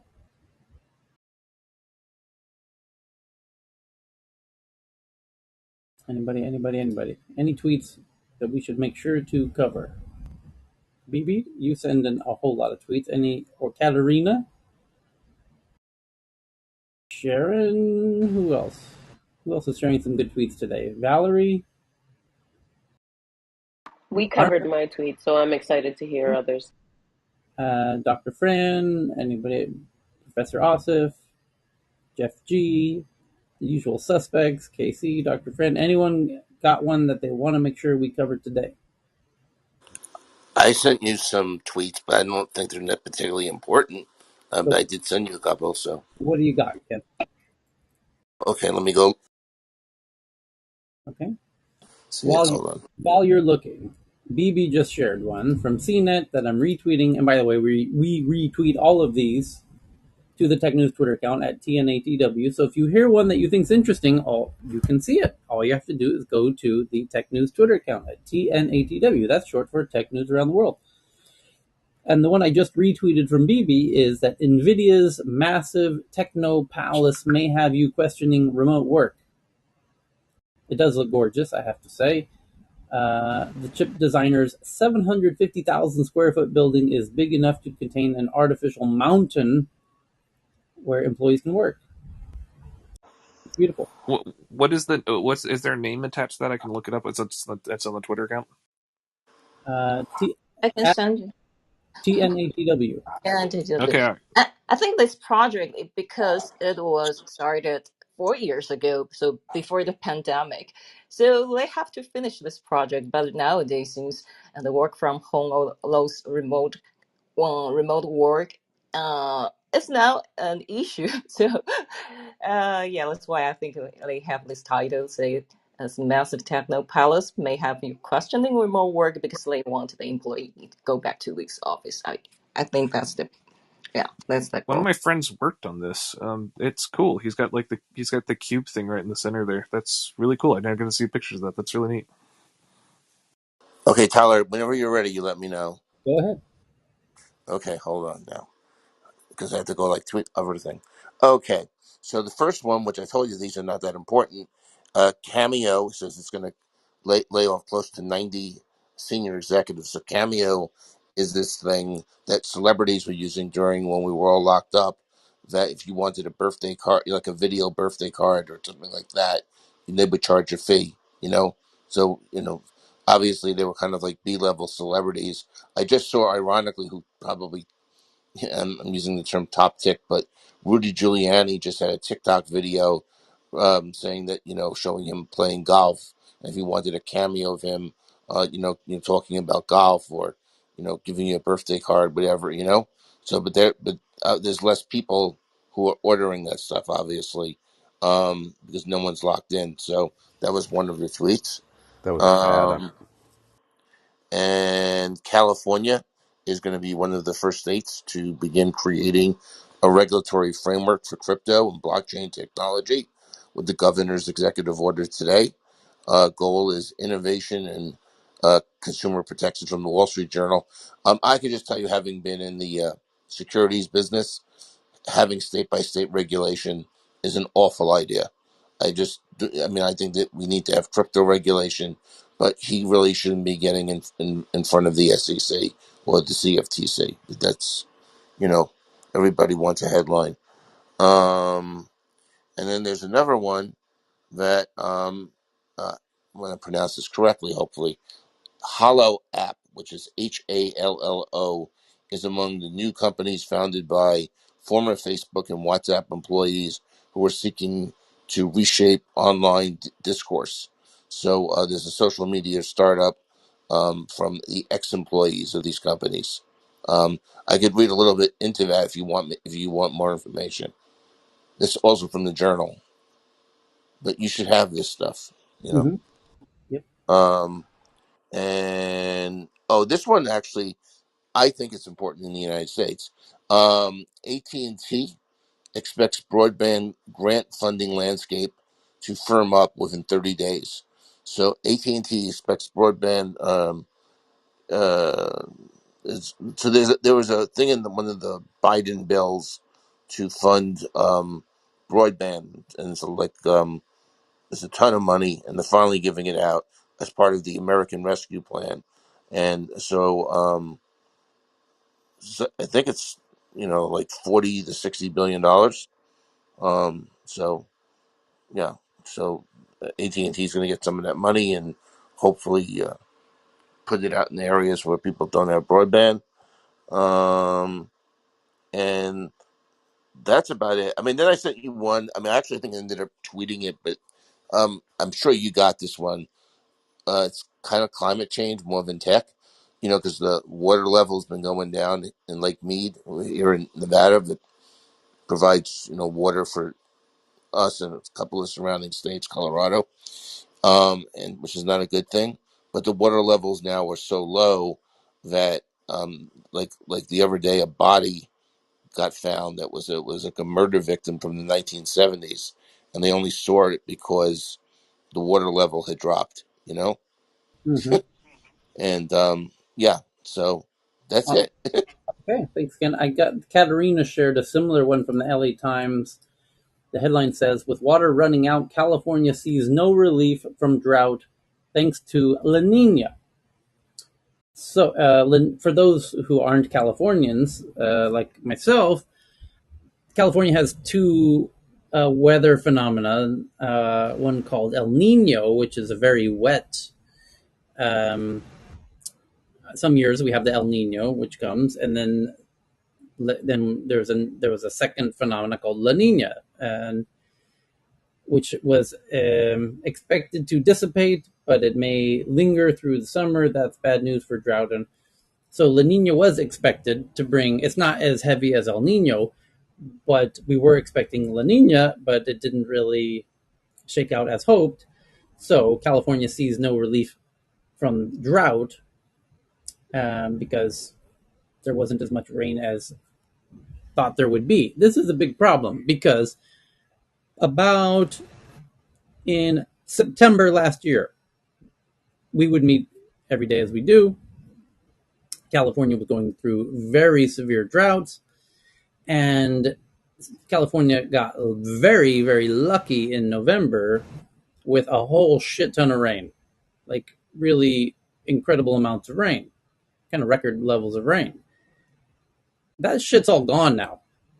And now we're back, as I said, we would be to the clusterfuck of a shit show known as uninhabitable future for Southern California, and in fact, the southwest of the United States, including Arizona, Nevada, half of Texas, etc. So now that we're back to these incredible drought levels, are we going to have another record rain in November?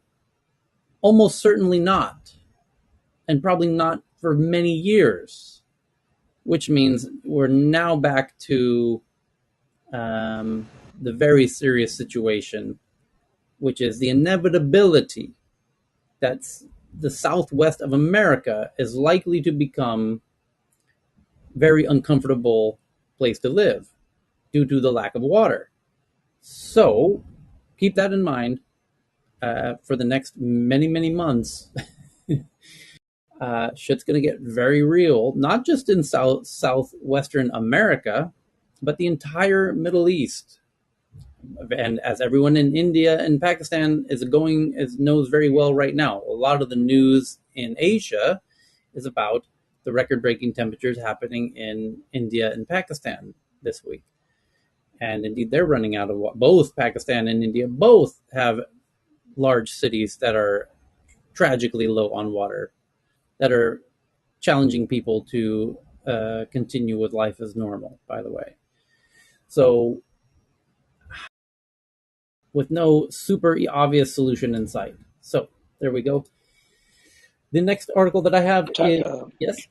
Tyler, these many startups in LA and those areas, and they can't come up with a solution like some years.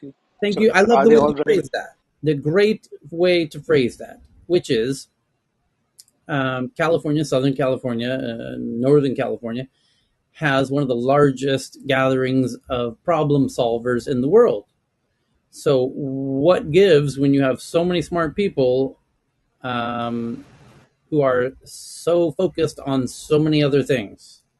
And that's perhaps one of the most important questions that we face in 2022, which is how what's it going to take for the smart people to start focusing on the fact that the ship is actually sinking and stop them from focusing on their poker game to focus on the fact that we just hit an iceberg. Economic incentives. Economic incentives is a good one for sure. So, Well, those people are not in the legislature. They just be having a meeting. That's the difference. Who's in the legislature? Tyler, this particular point, this is a great point, I think, and that's why I actually came on stage. Um, you know, in a typical way, the whole ecosystem is built in a way that you have like 18 months trajectory where you come up with some like amazing idea, whatever, you just brainstorm on it. You put a timeline that, okay, this is what's going to get you to the first round. And then after that, like you just keep on putting the blocks on it and you keep going for the rounds. And that's what like actually build the whole ecosystem. That's how we actually get to the unicorn. And the more rounds we do, the more closer we can actually build there in terms of creating a new wealth. Now, in this whole phase of like actually, going for the rounds and going for like, building more features and acquiring more customers and all that, we forget sometime that, the ideation to begin with is the most important stage. And that's where people are not focusing. They're focusing on the end user, that how can we actually get the most users, which is going to ultimately get us to the next round. So that's where the problem is. It's not incentivization. How much can you give them? Like, okay, a lot of grants has been given in the, developing world to build the ecosystem that where they like you come, you pitch, you get like 10 grand or whatnot.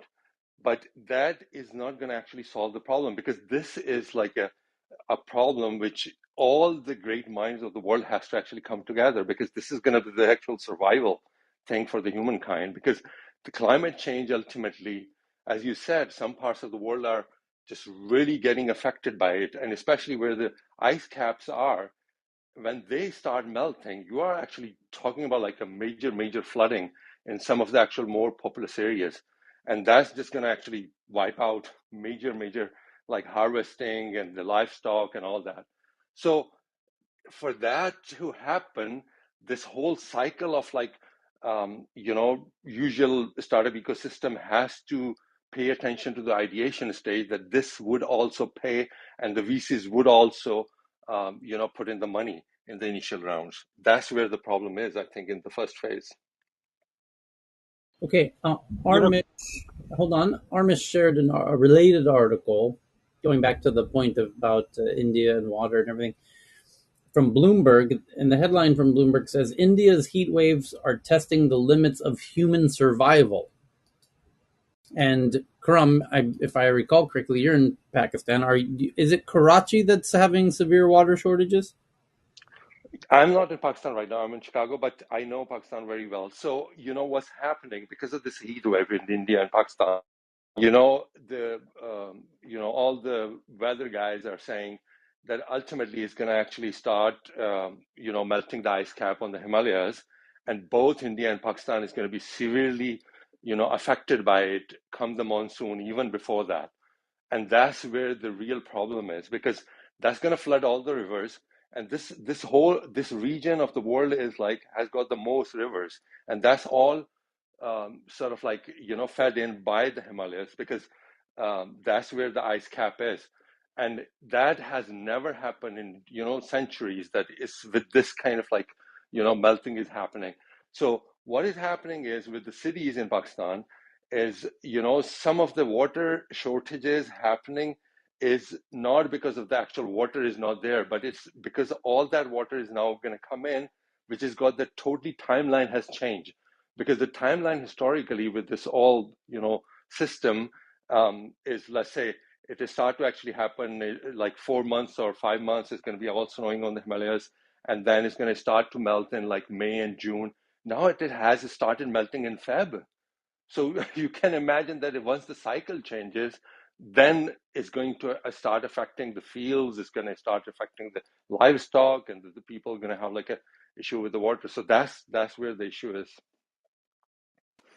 Tyler? Yeah, just a quick second, Tyler. I think those life testing conditions, I mean, it doesn't apply for the laptop generation like us. We are, all this. You also covered the news of those 100 unicorns from India.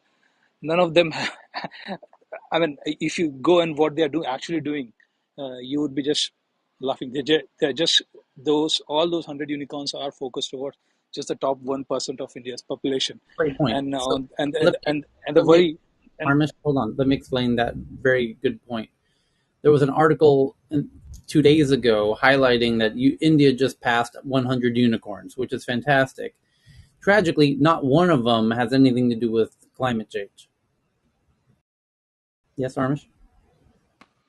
yeah, and there are tons of startups which actually are running on grants, as Khurram mentioned, and shoestring budget, which basically are trying to build like a water restoration plant. There are very fantastical efforts by the university and other ecosystem, but VCs never touch those. There are only respectable ex-founder who got some exit, they out of philanthropy and for the cause they invested. But the VC circles, they don't touch those startups. And Oh, just thank you. Thank you, Armish. We get it. Pat, you were saying. Yes, Tyler, thank you. I think your question is so appropriate. Their people are on the west coast of the United States, Silicon Valley, and so on, and their minds are so many who have the ability to think of solutions and so on. I think the answer really has got to be we have to come at it from a different perspective, and that perspective is not about personal or financial gain. Now, if only we can turn things upside down and come up with a solution, or work together to come up with a solution that is not guided by finances or by name or by some sort of personal benefit or company benefit, we might get to the end of this. It's interesting that for COVID, when we all were all locked down and there was such a panic, what are we going to do about this virus? And it was so exciting when the BioNTech people came up with a solution, and it was the interviews with the couple who actually came up with the vaccine. It was so positive, and yes, there was some sort of financial gain and name aspect involved in that, but very quickly that deteriorated into the benefits for the particular chemical company, and then we descended even further into not being able to figure out supplies of the vaccine to the non-developed countries, and that was so tragic. We just need to get to a place where we face a very difficult situation and we come up with ways of working together that has not got anything to do with financial gain or personal benefit. This is all about everybody else on this planet. How can we do that? I have no idea. Will we ever get there? Thank you. That was all I wanted to say. Tyler, I'll give you one example. Like little while ago, like my company, I have an IT company, so I was approached by, another sort of like another company who wants to actually build a, California fire system where whenever the fire happens, all this data should be available for the firefighters in order to make sure that they know the terrain and it's all that heat mapped. So whenever the fire occurs, through the whole process, it took about 6 months, and they were just like raising and getting some grants of like 250,000. And I was like, oh my God. First of all, I was like gobsmacked that this system is not in place. There is still, the whole process, if you look at it, like when the firefighters actually get the, indication that has to be a fire, the fire has been reported, this is all manual. It still is manual. And this paper thing come in, they write it down, they note it down that okay, where the fire happened, what it is, what scale it is, what's the actual ground level, what's the fuel on the ground, and all those kind of things. This is like a simple thing, like Uber can do the heat map for where the people are available to actually get the rides and everything. And all this data is not available, it's not centralized. So majorly I came across that there are like three components of this whole thing, satellite, on the ground IoT system, and the firefighters. All three has to come together, and for that they needed that 250,000, and they were not getting it. It took 6 months to actually get the project started. So that's where we stand, that where this crucial things are happening, even the money is not available, and the startups are not actually looking into what we're going to get out of it. Are we going to get the next round for it or not? That's all. This is what the bottom line is. Hey, Tyler, Ben Wan just put in the chat, which is something I actually tweeted out so a couple of days ago, so I didn't realize that. I don't know if you consider it current. I don't remember if we covered it or not. But a bunch of researchers at MIT have come up with a portable desalination unit, Yes. to take salt water and make it drinkable. I don't know if you wanted to cover that or if you have covered it We in I other did. sure days. shared it yesterday. It was You about did. You did it yesterday.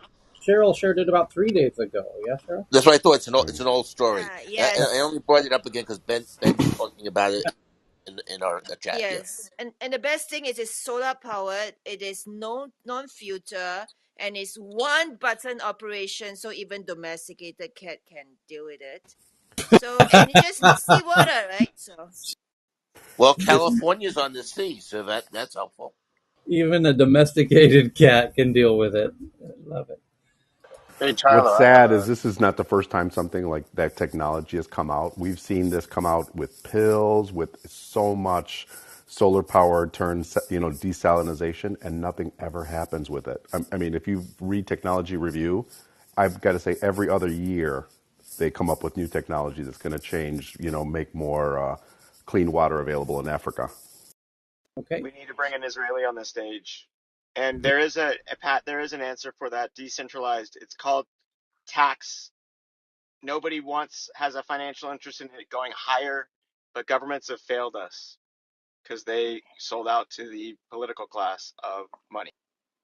Absolutely. It was interesting in Tech News around Africa yesterday. There was an interesting article that Messi brought up, which just reminded me how important it is that the grassroots level can have access to some of these new ways and means that we can help ourselves. So maybe it comes back to the grassroots level, the individual people who actually make decisions for themselves and are able to afford, cross fingers, hopefully, these small technologies, whether it's this domesticated cat could do the salination thing that Cheryl was talking about, small things like that that are workable in our own homes. If we can have access and do that, maybe that bottom up engagement with the technology is where it can spread. Because as you say, the governments are not doing us any favors because they're still following the vested interests like nobody's business. I have a quick question on desalination thing. Would that be ever get to a point, or any country has done that, which is going to ultimately is going to be in such a supply that it would start irrigating? And I'm not talking about just like drinking and usage, but Israel. it is. Cape Town did try it, but it really wasn't. They were trying. It was just way too expensive in order to, scale it up and make it right, very usable and feasible for for God's sake. But yeah, when there was so much shortage in Cape Town, I think last year or something like that, even when they were rationing water usage in town for like per few hundreds of liters and things like that, for even just little things to use in household level, not big irrigation that you were talking about, but household usage level. They were rationing, but it was a little bit impractical and unaffordable to scale it up at that level. The Israelis have desalination that can be used for irrigation. In fact, I know that they've even given some or sold some to some of their neighbors. So the Israelis have been really advanced in that area. It's not only What is desalination. much, Oh, sorry. what is much cheaper than desalination, much cheaper than, is to just store and not let the fresh water run away. And there are actually proper texts to, and the whole weather forecasting has become very sharp. So uh, accurately predicting the weather and uh, applying your local municipal corporation supplies, uh, or rationing it in time, there is a project which is going on which basically links everything from right from forecasting 6 months down the line what's going to happen to your local municipal corporation. How are you going to ration your water it? And there are times when governments have conducted big sports tournament when meteorological department has forecasted drought. So all of these policies need to be in sync, and these like low lying fruits can actually help a lot of humanity in the first place, instead of going to like a massive desalination plant which is sort of unfeasible. I mean, Israel has to do it because they have no other choice, but the places where you get proper rain, you don't even uh, do there properly there. So there are a lot of water wastage which happens, and weather is going to be unpredictable. We have to become much better at predicting and then linking the whole supply chain accordingly. And it's a doable task, by the way. I think it's sometimes there is lazy engineering and uh, lazy, I would say, the bureaucracy.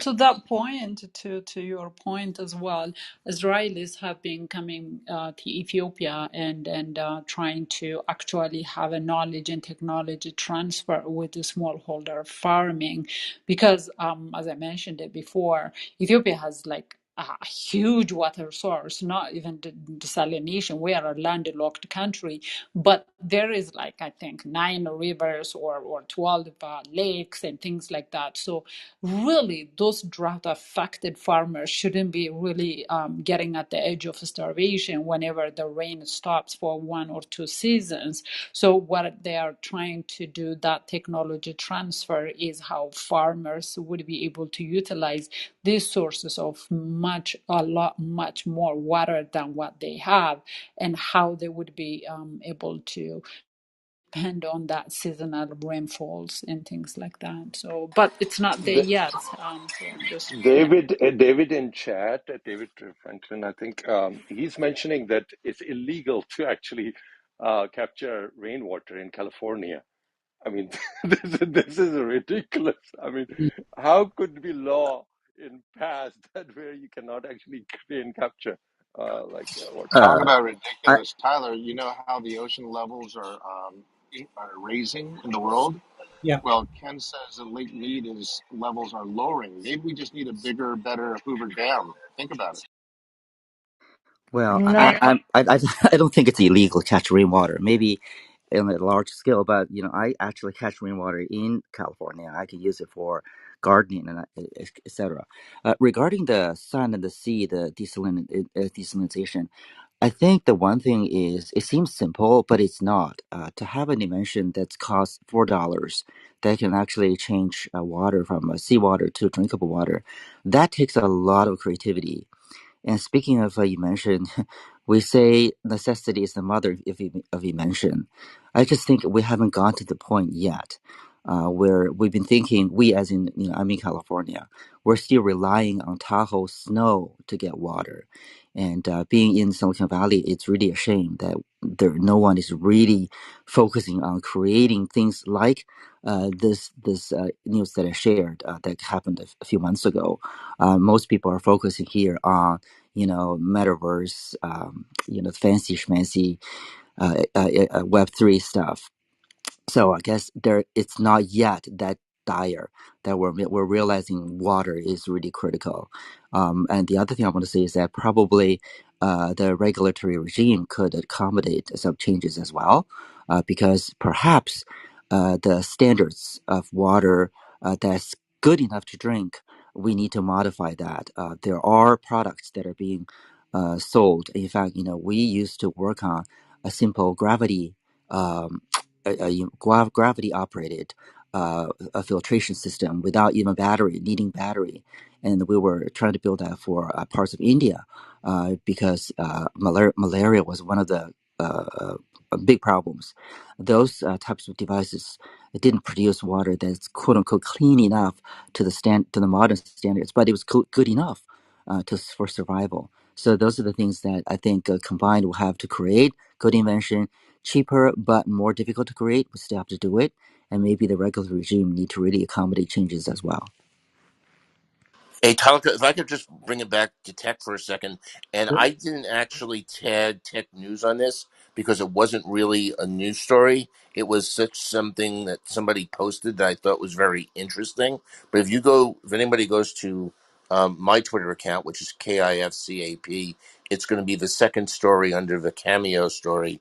There was a guy, I don't even know who he is. He was probably very young at the time. His name is Dan Rose, and he worked at Amazon and Facebook during the tech bubble, the internet bubble when it broke. And so he was talking about what we're going on now. The stock market's getting crushed today. I think Nasdaq was down Yeah. close to 5%. Yeah. And so he was I've told here how close Amazon came in right before the tech bubble burst in, like, I think it was February 2000. He said that they were almost bankrupt, and he goes into the details, some of the financial details and how they got saved. I remember it because was working in convertible securities at the time. They got saved by issuing a massive convertible bond. It may have been 0% interest actually, right before the internet bubble crashed. He says otherwise they would have gone under. And I think people need to just like learn from history, because he also talked about like working at Borders, the bookseller, which is not really a startup, but how they basically tried to grow so fast, didn't care about the balance sheet, and that they did go bankrupt. And because we talk about all these times about the unicorns, and break things up, and don't worry about like the P&L, just grow fast, that type of thing.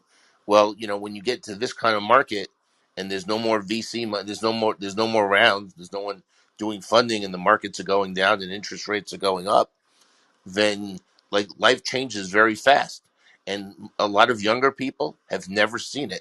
I think that's one of the reason that this guy posted that, because when he was a young person, he lived through it, and he saw how quickly it changes. So you should actually read. I just retweeted what he put on Twitter. It's just like a couple of blurbs, but it's for anyone. Unfortunately, we don't have enough truly young people in this room. I don't think we need to get more 20-year-olds. But anyway, I'm done speaking. Okay.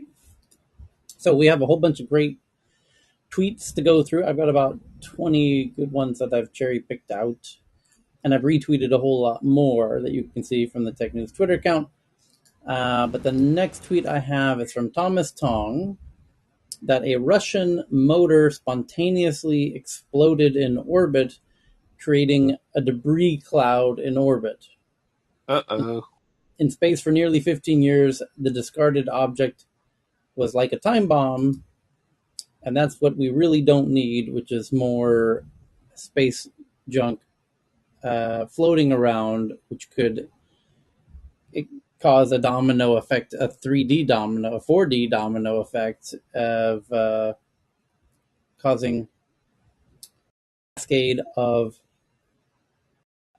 collisions amongst Kessler syndrome is slightly overrated for like how much permanent shut down mankind's access to the stars, but it would cause 4 or 5 years of you have to wait for the stuff to like burn up, and anything you send up afterwards has to have more shielding.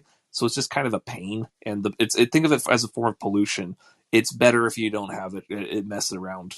It is solvable even after you pollute it, but it's better not to go there. The fact is, the early satellites, when they have propulsant tanks, just we're talking like cans of CO2, like think like a paintball gun. And rather than essentially launching paintballs, it's just launching small amounts of mass. More we're talking like ions and such, but it's similar idea of a pressurized container.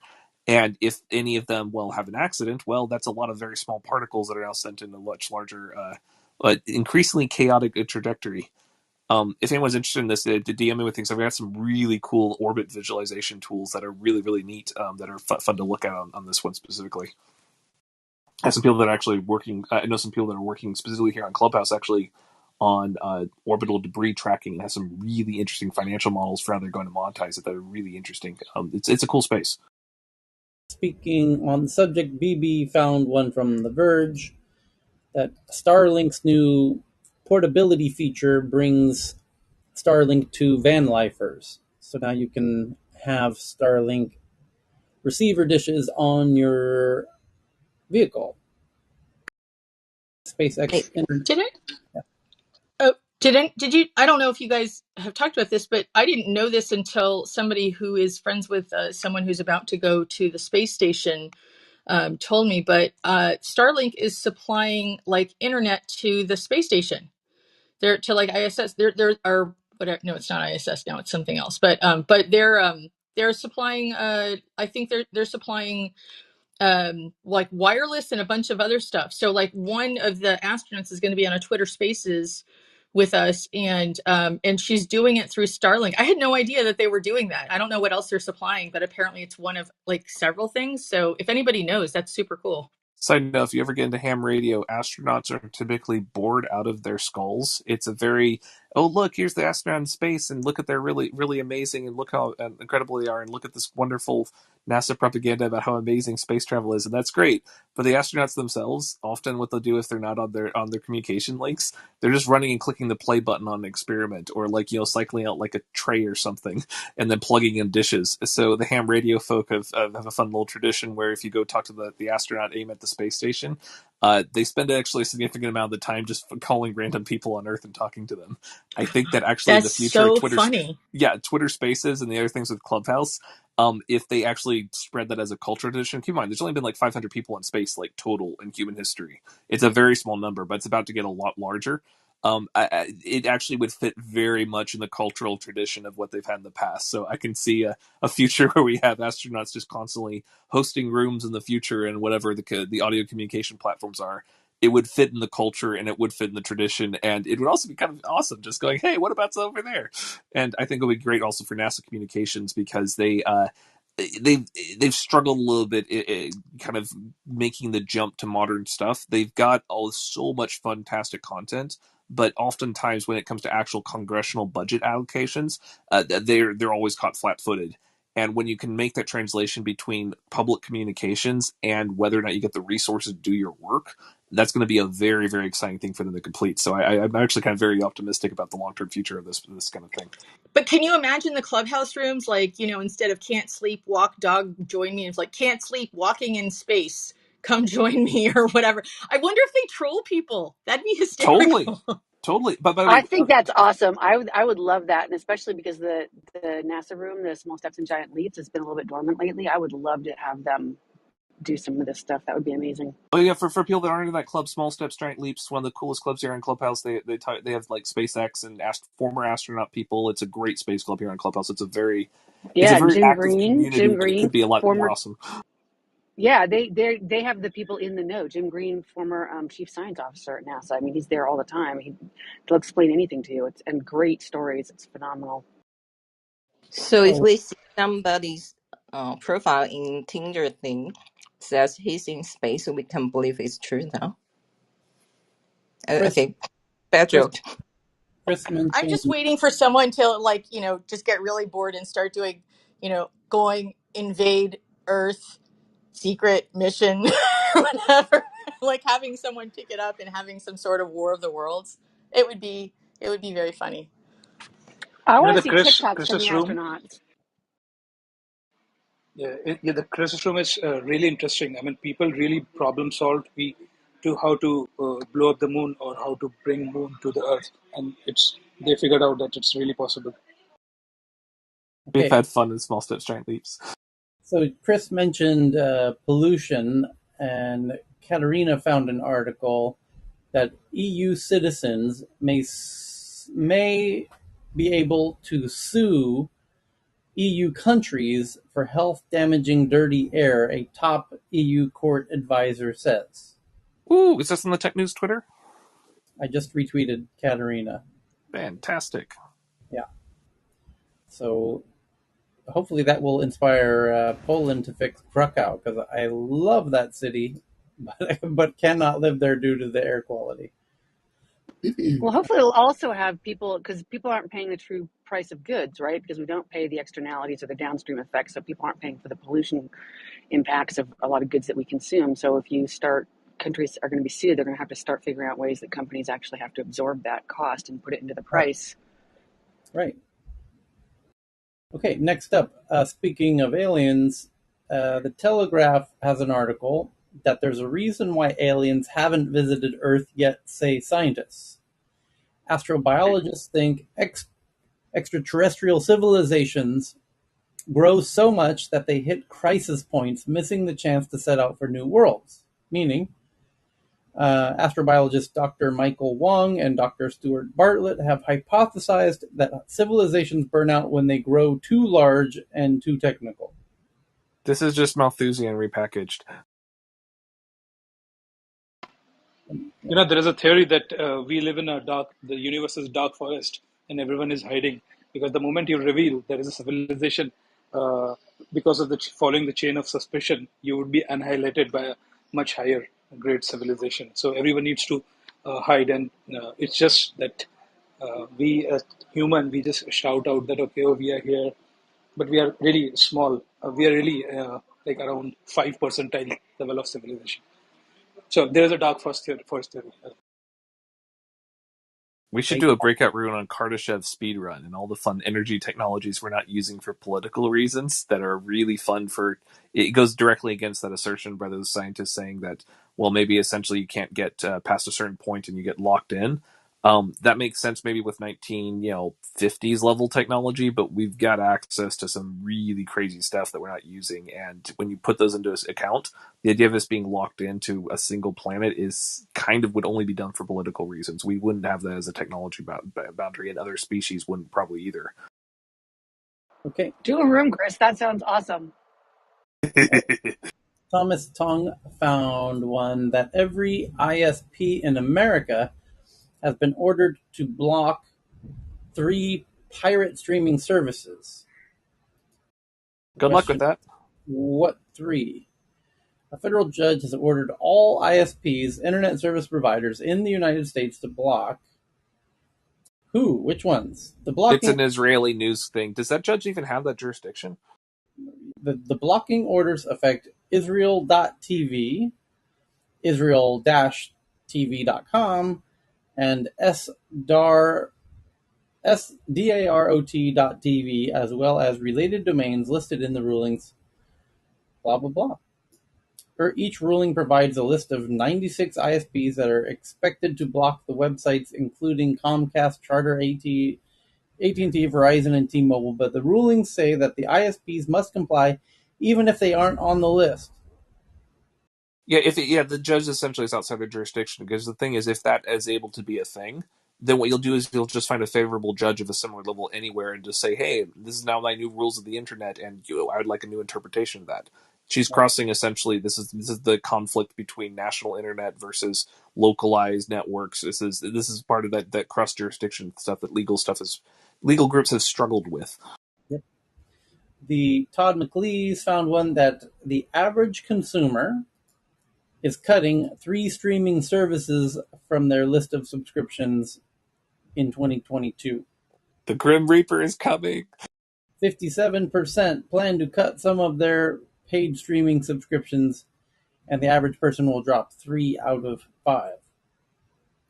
Think of the valuations. Think of those poor studios that have banked their future on 10 years of growth for those things. I bet the And they're valuations stuck with go up bricks and because mortars. that's how this stuff gets structured. I bet that they maintain or increase their valuations. But what I think is really funny is now people are like cherry picking what they want. So it's like, this is what I hear. Can't they all be on the same service? I'm like, that was cable. That was literally what everybody just got away from, and now people are like, let's just collect it on one service. But Now I with don't know. ads. The valuations make no sense to me anyway because they're just insane. You can collect it on one service. By the way, I'm watering a fire, not taking a leak, which is Apple TV. It does collate all the services beautifully into one playlist, apart from Netflix, interestingly, but just as a side. Katerina Any found. Go ahead, Chris. just very briefly, any service that can do continuous income indefinitely into the future will always win according to our current capital structure. Because the argument is you have to basically bank on an unknown. Will the customers cancel or will they not? As long as they're happy, as long as they stay on that, then you can tell the bank saying, I want 30 years of this customer's thing up front or 10 years of it up front. And they'll give you those valuations banked on that assumption until reality asserts itself, and then it turns out that the thing we got the finance terms on and the thing the bank did it for wasn't the same thing. However, any structure that can frame it in that software as a service model or that service model that allows you to do projected lifetime earnings up front is always going to have more capital to play with. That's like goes back to like foundations of our modern version of capitalism version. It'd have to go through significant changes for that not to be the case. And so you're going to see the reemergence of this pattern, the boom bust cycle, for a long time to come until we go to more other models. So Whether Katerina, you have service, oh sorry, Tyler, go ahead. okay, Katerina found this headline that the cancer origin has been identified through cell surgery. Research from the University of Warwick sheds new light on a key cause of cancer formation during cell division. Katerina also found new insights on gene activity and addiction. Study sheds new light on the role of dopamine in addiction and gene activity in neurons. And BB found that Didi and Lenovo's founders have gone private on China social media, joining a retreat from spotlight. Several other Chinese tech company founders have similarly gone private, including Alibaba's Jack Ma, ByteDance's Zhang Yiming, and Meituan's Wang Zhi. So Lenovo's founder is kind of the grandfather of tech in China, by the way. And now It's you like some have, Dell magic there. yeah, Wait, is Katarina in the room? Could she speak more to that dopamine study? sure. Katerina, you want to talk about the role of dopamine in addiction study that you found? Oh I no. think she's busy. That's Hey, okay. by the way, those. Uh, Uh, go sure, ahead. go ahead. Oh no, no, I'm just saying that. By the way, those names that you mentioned just now in the list seems like they all belong to the Shanghai clique Another thing to throw in is that under Jiang Zemin. China has a tradition where when and their media actually does report on this when certain political leaders go unavailable all at the exact same time. They do this essentially when they're doing deliberations on like a famous beach that's not supposed to be famous, kind of like their Bilderberg equivalent, but internally to the party. It's one of the ways that you can detect that internal party matters are being discussed is when very significant people aren't popping up in media appearances, and so this is a longer term tradition. This isn't just a recent one. Okay, Yeah, it just you can see how they treated Jack Ma yesterday. So this or are the pre CEOs of these big groups, big corporations. So and as long and along with this IP revelation last week, we read the Weibo, WeChat, Baidu, everything, every big online site, they all reveal real IPs now. So, and we read the listing from the New York stock market as well. So many factors. I think they just try to keep it low key right now. okay. So BB found one that Wait one second. I'm sorry. Before you go on, how was Jack Ma treated? I'm sorry, and you just mentioned that, but I think I missed what that was. Oh, one of the big stories yesterday was that somebody named Ma in China, a guy who's Two into tech, character, not three characters, but that was right? left out. We'll just give you the real quick and dirty version. That someone named Ma In was Hangzhou? arrested and people assumed it was For Jack Ma, treason, actually, it's called. He said he's arrested for treason. Yeah. and it caused Alibaba What? shares to fall 35% momentarily, and that's you can read that story. It's a long. 10% 6 hours, but the basic just, yeah, it was intense. And it was the thing that was nuanced about, and BB kind of going a little more in depth into this, is that there is a standard way in China language to say that someone has a last name that's essentially, we're not going to say who it was, but it was basically someone like this. The thing is, the way that they released it was they did a nuanced version of it to actually imply that it was Jack Ma, even if there's another method that was more commonly used. So the party seems to be pulling some strings here, because that confusion seems to be somewhat semi-intentional.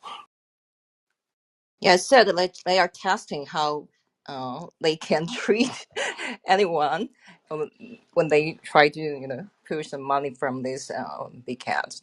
But it's just a conspiracy theory. So, but still, it caused the stock price down about 10% in 30 minutes, and after the correction of the real one with the three character Chinese names, and the price jumps back about 7%. So, and there are some extra information about this. They Meituan and another big online group of the CEO, not CEO right now, the ex founder, they sold out some stocks of the other groups online yesterday, because of this notification from the CCP government. So extra stories about that. But yeah, I'll stop here. If you don't know this, you can Google Jack Ma and But oh, yesterday. no, that's fascinating. I just all the stories that I've been reading have been how they're trying to lure the tech industry to China, and they're building that Hong Kong exchange. They want to build it up.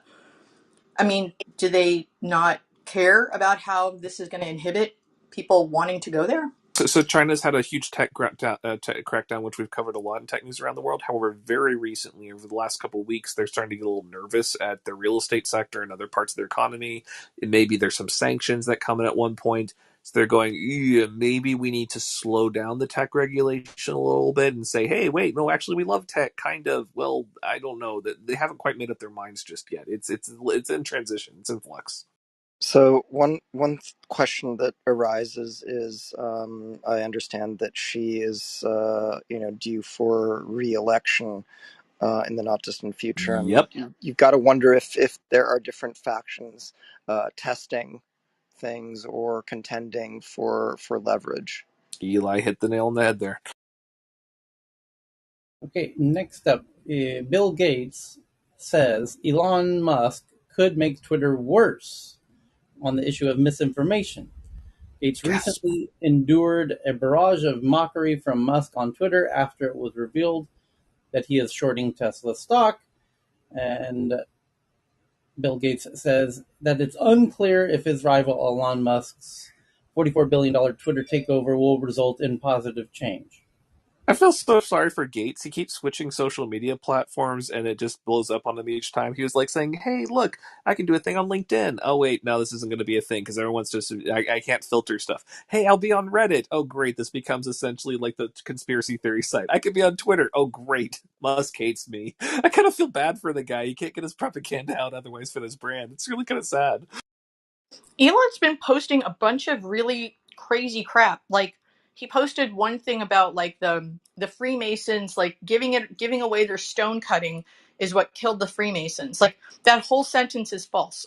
Like they didn't give away stone cutting. They still exist. They declined in the 60s because they are Christian. They didn't like Catholics. They didn't like Lutherans or anything like that. They're a white Christian male organization, and that came out of Vogue. And then Concrete and Steel. So I don't really understand. Like he's been posting all of these. Conspiracy theories.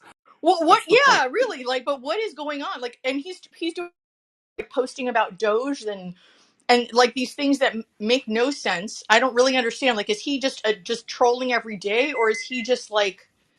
I mean, You what's just now caught happening? on. And I Ask don't him. He does this all the understand. I time. don't We're understand talking why. about him. It's working.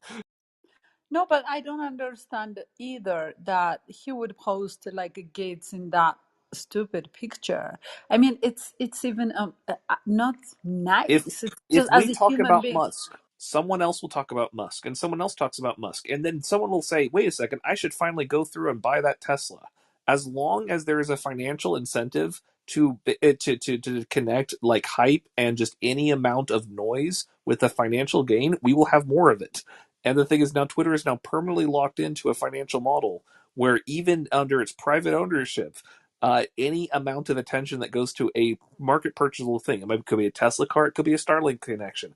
It could be something that now has to do with whether or not you have a flamethrower that you're going to use to melt a hole going through your city. I don't know. The key part is that there's a financial incentive for this, and we will be hearing about this every day for the rest of our lives. I know. It's I was never going actually away. just thinking that that comment about the Freemasons. I'm sorry, this is quick, but Sure. I thought the comment about the Freemasons giving stuff away was his signal that he's going to be charging for Twitter. But now I'm worried that he's going to be That's like the exactly. Wyland Corporation from Aliens. You know, like Don't overlook that the fact that Elon is interested in fashion now, and he took his mother to a fashion show, so that's a positive. I kind of wonder when I see this stuff whether he's just trying to scuttle the deal. Or maybe one of his advisors is going one way or the other. Anything and everything. Like one of the things that's hilarious is I hate to bring it up because it's so Little Prince, Machiavelli stuff, there's a section in there talking about when you are a powerful ruler, whatever you do, make sure that you have a very strong opinion. Don't never take a weak opinion on something. Always have a strong opinion so that a large percentage of the population thinks that you're for something and other is against it. And then regardless of whether or not you actually believe in any of it, people will be talking about you. And if they're talking about you, then they know that you exist. Then they have to consider how they relate to you. It's better to have this happen than to have be ignored, because if you're ignored, then you're vulnerable. So always be at the front of everyone's mind and attention, always be on the tip of their tongues. And it's like, this was written back in like the 1400s, something ridiculous along that era. And it's crazy how little we've changed in our political structures. This is still the case. It's just our scale has become obscene. That's So, because so I, our genetics hasn't changed, right? So as much as our technology changed, our genetics hasn't. But one thing I'll I, say about I Elon, totally agree with you, important. Chris. What's really important is that we do not have censorship.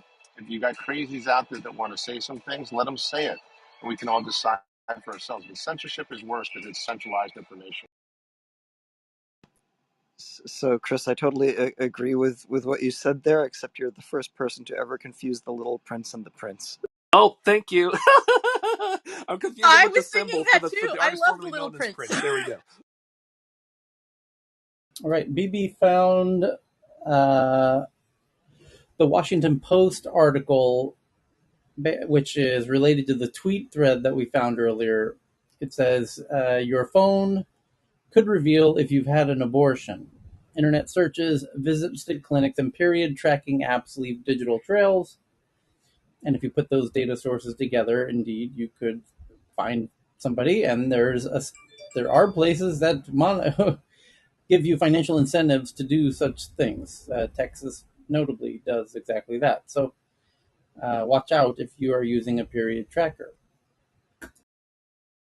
Then and Jeannie found one about how WeChat, the popular chat app in China, which is kind of taking over things in some sense, is has become a massive mall now that retailers and their chat bots are all acting like your friends inside of the app, sharing gossip and giving quizzes and sending out morning readings. And I had never considered this, that WeChat, being a chat based app, which has a payment layer, which has given rise to all the other apps piggybacking on inside of WeChat. And now all of the retailers have created chat bots, and it's become a crazy mess of spam and fake bots advertising to WeChat users, which we are slowly, not slowly, adopting similar super app chat technologies. By the way, Twitter's starting to move in that direction as well. So is WhatsApp. So we can And look forward to that. kind of those in like Taobao or Jingdong, because under that shopping e-commerce app, actually they have this chat box inside it as well. So they will give you like, "Hi, morning. Today we have this special surprise, special price on this product, and oh, it's getting cold. You want to buy a coat, something." So I think that they just transfer that strategy from the original online apps or online sites. This kind of message into WeChat as well. So, but yeah, it gives you some kind of warm, hugging feelings that. So the next is from Pat via Bloomberg that Gucci will accept payments in cryptocurrencies in the US starting this month as the luxury industry takes tentative steps into digital asset universe. Next is from Jeff G via CNN that COVID-19's full death toll is nearly 3 times higher than reported.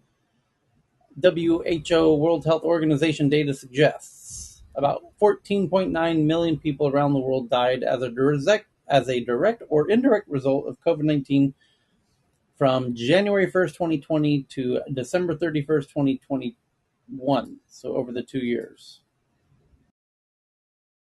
And Wall Street, Jeff G, also from Wall Street Journal, former Facebook WhatsApp employees lead a new push to fix social media with something called Halo app, which is among a new company founded by former Facebook and WhatsApp employees trying to reshape online discourse.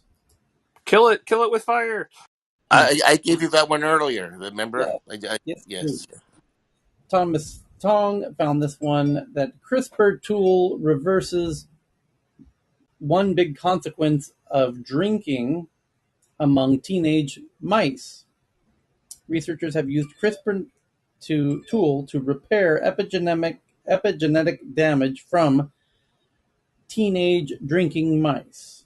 Is this like the spin-off show of Teenage Mutant Ninja Turtles? It's like teenage drinking mutant mice or something. I mean, Yeah, sounds great. but we are able to stop them from mutating. Yeah, I And can imagine them now with, packets of kegs on their backs, and then we're just They trying got to. like the This hats is and just my everything. mind is going in weird spaces. speaking of COVID, Bloomberg reporting something that John will appreciate. The headline says severe COVID may cost survivors 10 IQ points. Study finds. But of course, we've talked about that many times here in Tech News over many, many months, maybe a year. The whole Severe. world just got dumber. The whole world just figured out they're going to lose 10 IQ points. Um, We can't afford it, Tyler. God knows that. It's okay. And There's only a small amount of people making decisions, but unfortunately, they're most likely to get infected. So yeah, we're kind of screwed. Bloomberg and said the most recent variants, BA4, BA5, BA 1.12 or 2.12, they appear to there appears to be only a little bit of protection that having been infected by the original Omicron Lovely. uh, against being infected by the others. The sera don't neutralize them well at all. And so this RNA viruses know how to find ways around our immune responses, and this is what's playing out.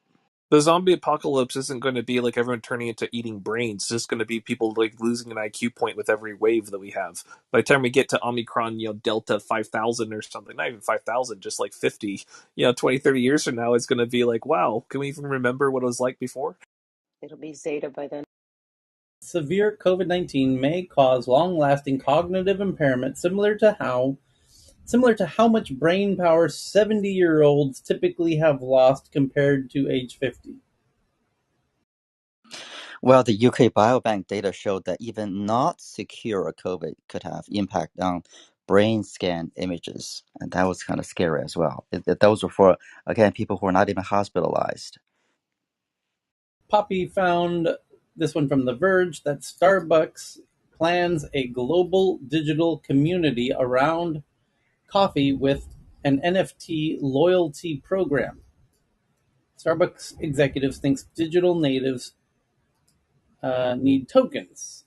I'm quite curious to see what this is about, as people don't realize Starbucks has billions of their customers money at any given time in their loyalty cards, their digital payment apps store That money. this makes no sense for them to convert this to tokens, because what they have already, like, it would make sense if they wanted to create a secondary market in it. For example, like, say you have like enough for a coffee, but you wanted to give it to someone else or trade it or something like that, then a tokenized system would make sense, maybe. But otherwise, tokenizing what they're doing doesn't make a ton of sense, because what they'd have to do essentially is copy something that's already out there. So either like a, some stablecoin system that's already out there, or they'd have to copy some transactional coin system. And none of it makes sense for them, because either way, you're just adding conversion cost, right? One way or the other, you're trading from fiat into some coin for some reason. That coin has to do something, power something, unless they're actually adding in a blockchain for some reason.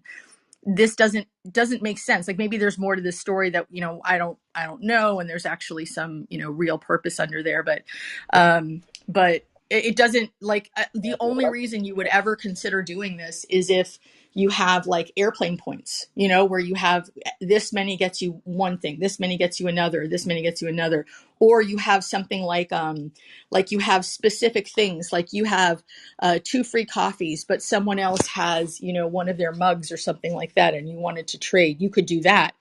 But then the whole process of onboarding and getting wallets for people, like, I mean, this is like someone in their marketing department heard about crypto finally and was like, hey, maybe we should try that. Well, if they they have their app and they can just integrate kind of seamlessly a pseudo crypto wallet, number one, it might make sense if the number two to all of this is going in the direction of social commerce.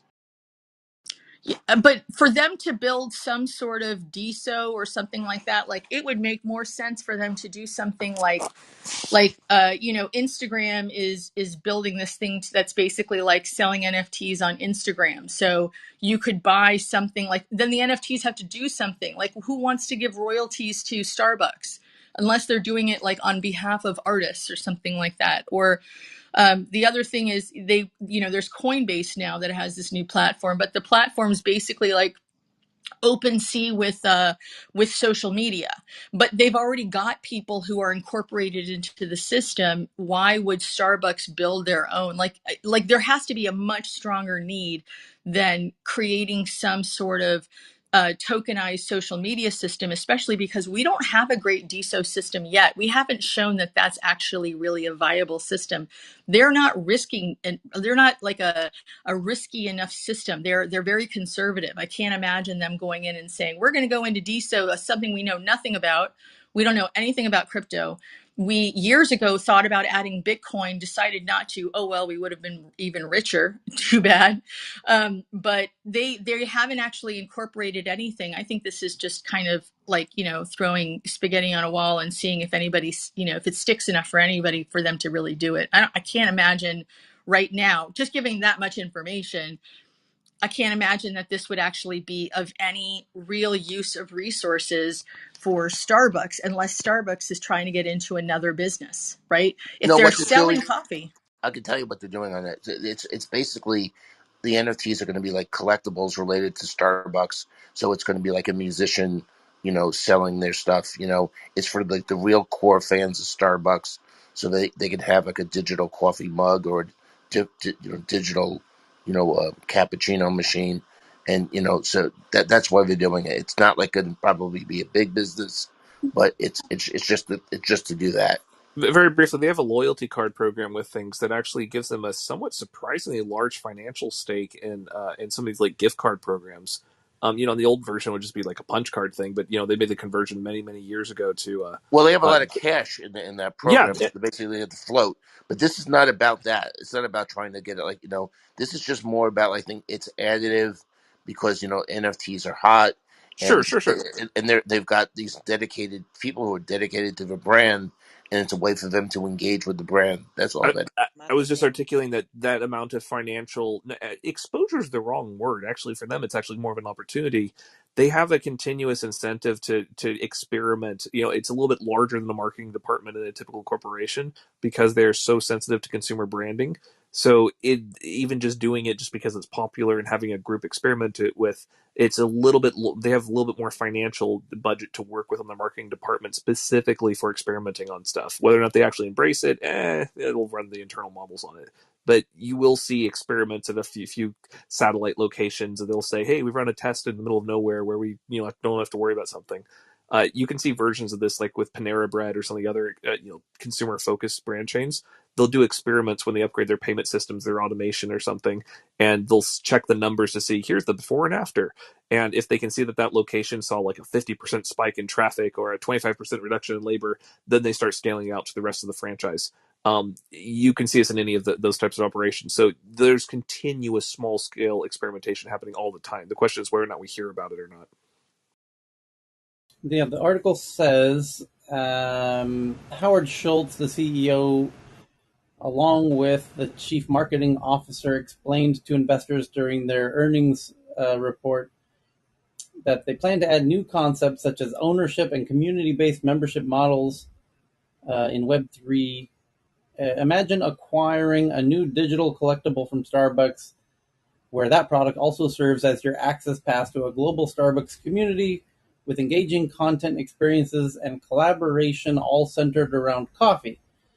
Their company blog says, we plan to create a series of branded NFT collections, the ownership of which initiates a community membership and allows for access to exclusive experiences and perks. The themes. Bizarrely, this actually would have more value than most NFTs because they actually is backed by something. It might just be a cup of coffee or like a cookie bar, but that's actually a lot more than a lot of NFTs are saying. Eventually, you'll be able to use this in a game sometime and sometime in the future. Or it's just pretty artwork to look at. But they actually, weirdly enough, actually, even though they're conservatives, it's not quite sexy as some of the other stuff. The fact they can back it with an actual asset, even if even if it's more of like an artificially inflated consumer good that's a service, for serving the coffee, they could do some of the interesting stuff that other groups haven't done before. So I wouldn't count them out just yet. The fact they're conveying to this publicly also means that they have a little bit more incentive to actually follow through on it rather than just do the typical pump and dump thing. They might just abandon it, but no, won't be something interesting. But Chris, what's so unique about the Starbucks cup? I mean, that's. I mean, It's not the cup; it's the fact that you pay $5 for it, and the fact that you went to the place to go and buy it. Many NFTs, if the dollar goes up, if it goes up or down in value, the value derived from it is directly tied to a financial exchange of the dollar, not by a physical good that changed hands. So it might be a little bit splitting hairs, but the fact that I can go get a cookie with it actually does it anywhere in the world that has that sort of thing. They could do something unique with it. That's all I'm pointing out. It's just I don't think they will, but they could. yeah, I mean, there's then they need not go with the NFT. They can just basically launch a limited Sure, supply token. sure. Yeah, the article says the plan will roll out as a kind of digital collectible enhanced loyalty program powered by NFTs. An unspecified set of exclusive perks is supposed to add value to Starbucks' current offers. And as one of Starbucks' biggest customers, I would love to see a express lane for these NFT holders so that we could It, bypass any line. if I were Starbucks, I'd actually lean into the artwork aspect and go and say, hey, laser engravers, you can get them for like what, 2 or 3 grand for a professional industrial grade laser marker that can engrave an object in less than 10 seconds. Put down the side of each one of the coffee cup things and then have it tied to your NFT identity of the things that you purchased, or it's not just even the original one. You buy a collection at a time. So whenever you have your cup and you use your Starbucks card for it, it just so happens every coffee cup that you get at Starbucks is personally branded with your NFT stuff, so you can show everyone, look, I've got style, I've got taste. You can do cool shit like that. But the problem is that many of these corporations that have consumer branding, they aren't thinking in terms of the long-term data structures. They're still thinking in terms of financial singular transactions. So Starbucks might have an incentive to try something a little bit longer term that requires actual physical allocation of resources rather than just as a marketing push. Yeah, I don't know. We'll see. We'll see. There's cool shit that you can do if you actually know what you're doing. Chris, I have a comment on the data structure regarding NFTs. I just want to share this. that if anyone wants to go to like website like OpenSea, just start right clicking those images which you see there, and you would you would find that there's a Google link, Google Drive link hosting that image somewhere databases. So you'll see all sort of funny stuff. It's that we have more in common with fashion than essentially banking, but it's still, it's fun to look at. Katerina found today's last article, 16 hours, which was published 16 hours ago, that fecal transplants reverse aging. No, I like getting old. Transplanting fecal microbiota from young mice to older mice reversed hallmark signs of aging in the gut, brains, and eyes. Transplanting the fecal microbiota from old to young mice In the had eyes? had the reverse effect. Holy shit. So you could actually get older. Like literally, holy shit. Like old, that's some very fast aging shit right there. So there's a MythBusters episode where they wanted to say it's like how much E. coli is in there in the house, and so they say like does the toothbrush get infected just because it's on Hold the on. tabletop? And Hold on. they Hold on. sampled all around the house. Disturbingly, what they found was fecal matter doesn't actually stay contained in the bathroom. Actually, very, very, very, very tiny amounts of E. coli spread on every surface in the house. The problem is you've got a great immune system to take care of all that. When you start seeing like crazy articles like this, you start to wonder about, are we causing much more disease than we thought we would have? Like, there's maybe some weird medical stuff we end up finding in the near future. So check this out. It It cut says the old. transplanting the fecal microbiota from the old mice to the young mice had the opposite effect, where the young mice aged more rapidly, including Business models in the future are gonna suck. it induced inflammation in the brain and depleting a key protein associated with healthy vision. So, going from young mice to old mice improved vision and the gut and the brain, and going the other direction from old mice to young mice did the opposite, and it caused inflammation in the brain and depleting of a key protein associated with healthy vision. In the search for eternal youth, poo transplants may seem like an unlikely way to reverse the aging process. However, scientists at the Quadram Institute at the University of East Anglia, where the hell is Anglia, have provided evidence from research in mice that transplanting fecal microbiota from young into old mice can reverse hallmarks of aging in the gut, eyes, and brain. Yeah, You although mentioned like that's the not like parties. exactly transferable, the science behind it is probably fascinating. Perhaps even maybe identifying what exactly within those fecal matters reverses aging would be important. But actually transferring the process It's to bacteria. humans, I don't think we'll be doing. It's So very briefly No, we with already things. are, Sharon. We already are. They're using it in obesity because Yep. it helps to restructure, yeah, people's biomes that are structured, that have you doing that helps a lot with obesity. And then to Chris's point, one of the dirtiest things that you can put in the house, like on a counter, is a woman's purse. So don't ever put your purses on a counter or the table. Apparently, that's a big transfer of the. Could you the imagine the cocktail party conversations? It's like, so what do you do for a living? Oh, I shove poop up mice's butts from other mice with things in the quest for immortality. What do you do? I mean, like, it's like, how do you even like explain that socially? microbiota of young mice and the old mice who received the young microbiota transplants were enriched in beneficial bacteria that have previously been associated with good health in both mice and humans. So Wait, who's the ones that are doing the you know blood where this blood shit's going, sampling right? things? You know where Yeah, this. literally. You have the blood boys, you got the poop boys. You're just gonna have like these old Yeah. people that they just like exist as like Yep. living embodiments of essentially excess and billionaire concentration. And it's like, yes, all right, I need my new next transplant stuff. I mean, this is Hang on. disgusting. It's Yes, going to be normalized.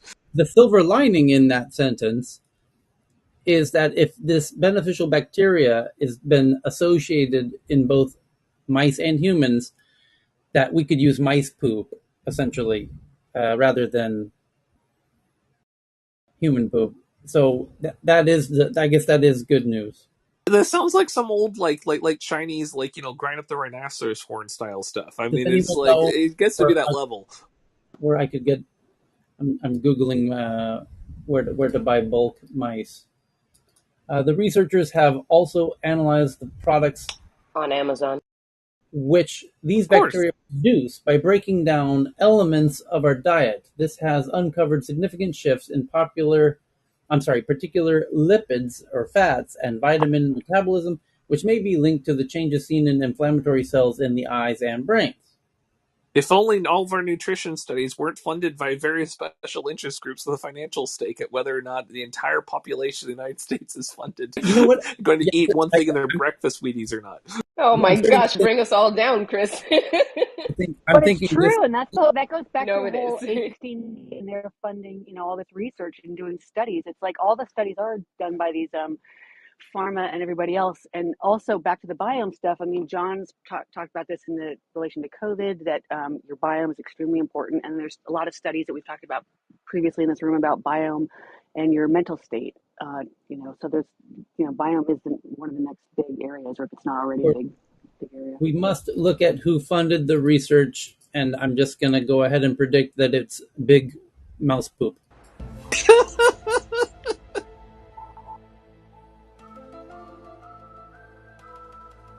Big poop. This is the special interest group. Now, if we can just get this, Great. Pepto-Bismol is going essentially, out of they'll business. rebrand it for political. The big shit lobby. They're going to call us like Don't give the us the fecal image. lobbyists. Big shit. Sell your Pepto-Bismol shares now. Oh, I wish there was a big shit lobby. I mean, how would you? Just confusing with the others, just the conversation topics Big alone. I mean, poo, that's like SNL material right there. as it's called on K Street. Big poo. We need to have Okay, a party and actually do this and go test this against people. big poo, big poo. We'll do it It's not again. called on K Street, Big Oh, Pooh. I can't stand you. big poo. What's funny? There's a Thai joke about poo. Yeah, I won't explain that one today. Anyway, today's Friday. No, it just turned Friday, so we'll do it again tomorrow when it's Friday wherever you are, as it just turned Friday in Asia, and so we'll catch you in manana.